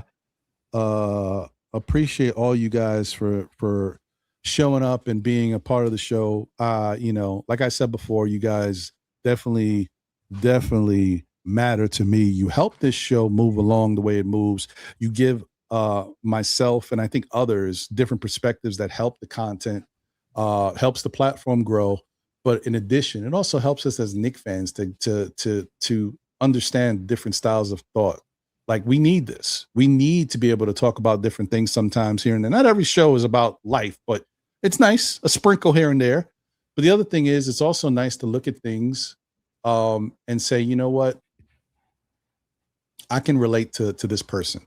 I can relate to the mentality. Hey, maybe my mentality is if you give me 300 million, I'm taking it. Or maybe I can see where Jalen Brunson was thinking. Yeah, I just want to win. Give me 150 million. I'm cool with that. I don't need 200. Give me the 150. I'm good. Let's see what we could do. It all depends on your makeup, right? So I'm thinking like that's the type of stuff that we can look at and talk about and learn from it. Learn from different mentalities. Maybe you heard something here today, and the next time you go into your next interview with your job, you got your next performance interview, and the boss is like, hey man, you've been doing a great job, you've been killing it. I want to give you an extra $10 an hour, but I also want you to know we've been looking for a person to fill this vacancy for quite some time. And we just haven't found sound candidates, but we love what you're doing and wonder if you wouldn't mind, like also, taking a part of this, adding this to your role. Is it worth it for me to take an extra $10 per hour to do what I'm already doing? And that, like, you got to think about all that. It all matters. Like, and to what Nick Nation was saying about it, his ex-wife's scenario, like being in that situation, taking a lesser title, getting more money. But how does it fit? How does it work for what she was trying to do? In my situation, I may want to make more money somewhere else, but I've got free healthcare. I've got free lunch. Not everybody gets that. You know what I mean? You think of how much money I'm saving on lunch? Think how much money I'm saving with healthcare not coming out my paycheck every week? I go somewhere else. I got to pay for that. Something to think about. Something penny to think about. Is a penny earned, my friend. The facts. 100%. But anyway, I just want to say thank you once again to everybody in the chat. You guys have been great. Shout out to those on X, on Facebook, and on the Tube. Please smash the like button if you haven't already done so. I'm sure we're not at 100 likes because we don't get to 100 likes until the show's over. But if we can get to 100 likes, that would be great. If you haven't hit the like button, please hit it. You guys already know we're on the road to 10K. We're currently a little over 9,400 subscribers. We're getting close, folks. Let's go, baby. Let's go. Yeah, man. Come on, y'all. Tell a friend who tells a friend who tells another friend. Still Knicks fans. We'll be back again, whether it be on Saturdays at 11:30-ish, if my internet's working and the Spectrum guys on time. Thank you for being here for Know the Ledge, or on Monday nights. Oh, by the way, let me do that real quick. Let me put this link in the chat. First off, I told you guys on Monday's show, I'm going to have the guys from No Cap Space, Todd and Chris will join me. We're going to talk about the Knicks, but also maybe sprinkle in a little NBA stuff too, because those guys really talk about, the whole NBA. But I want to put the link in from the show that we just recently did. As I said, the link, the hook to the conversation is the fact that we're actually really close friends, and we talk a lot. We have our group chat. Our group chat conversations is very different. We won't get into that. But it's fun times. Let me see. No Cap Space. Well said, Hawks. Well said. Yeah, Hawks ATL. Everyone's path of winning is different for sure. Shoot. Man, let me see. Where is the wow. Looks like there's more than one No Cap Space out there. That's why you got to know exactly what you're looking for these days. Shoot. Give me a second. I'm going to have to send myself the link from my phone. Let me see what was being said. Everyone's path to winning is different. That's a fact. Yes. Well said. That is a fact. Well, Hawks. Yeah. Hawks ATL. Well said, for sure. Yeah, what works for one ain't gonna work for all. Gotta see. Let's copy this and then send this as an email to myself. Got to circumvent the process, yo. Sometimes it be like that. What's your plan for the rest of the day, man? You got no Nick basketball. What you be doing these days, Nick Nation? Listen, man, this is the dog days of content. Regardless, Ron, you know the deal. You know what I mean?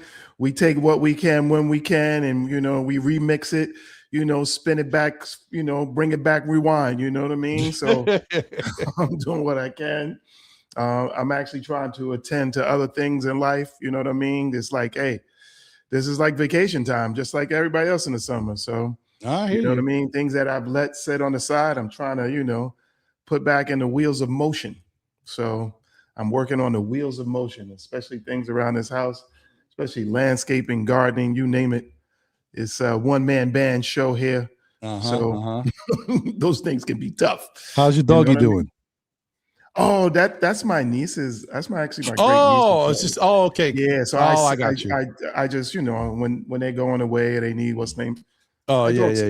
Yeah. I'm a good uncle. Unc to the rescue. I got you. Unc to the rescue. That's what I do. That's why they were so happy for me to move down here. You know what I mean?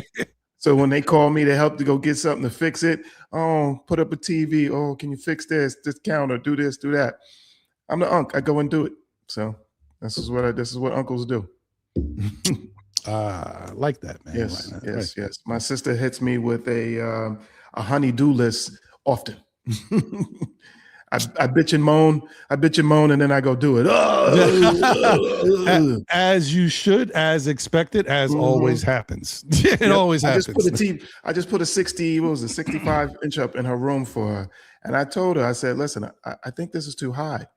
I was like, that's not optimal for watching TV.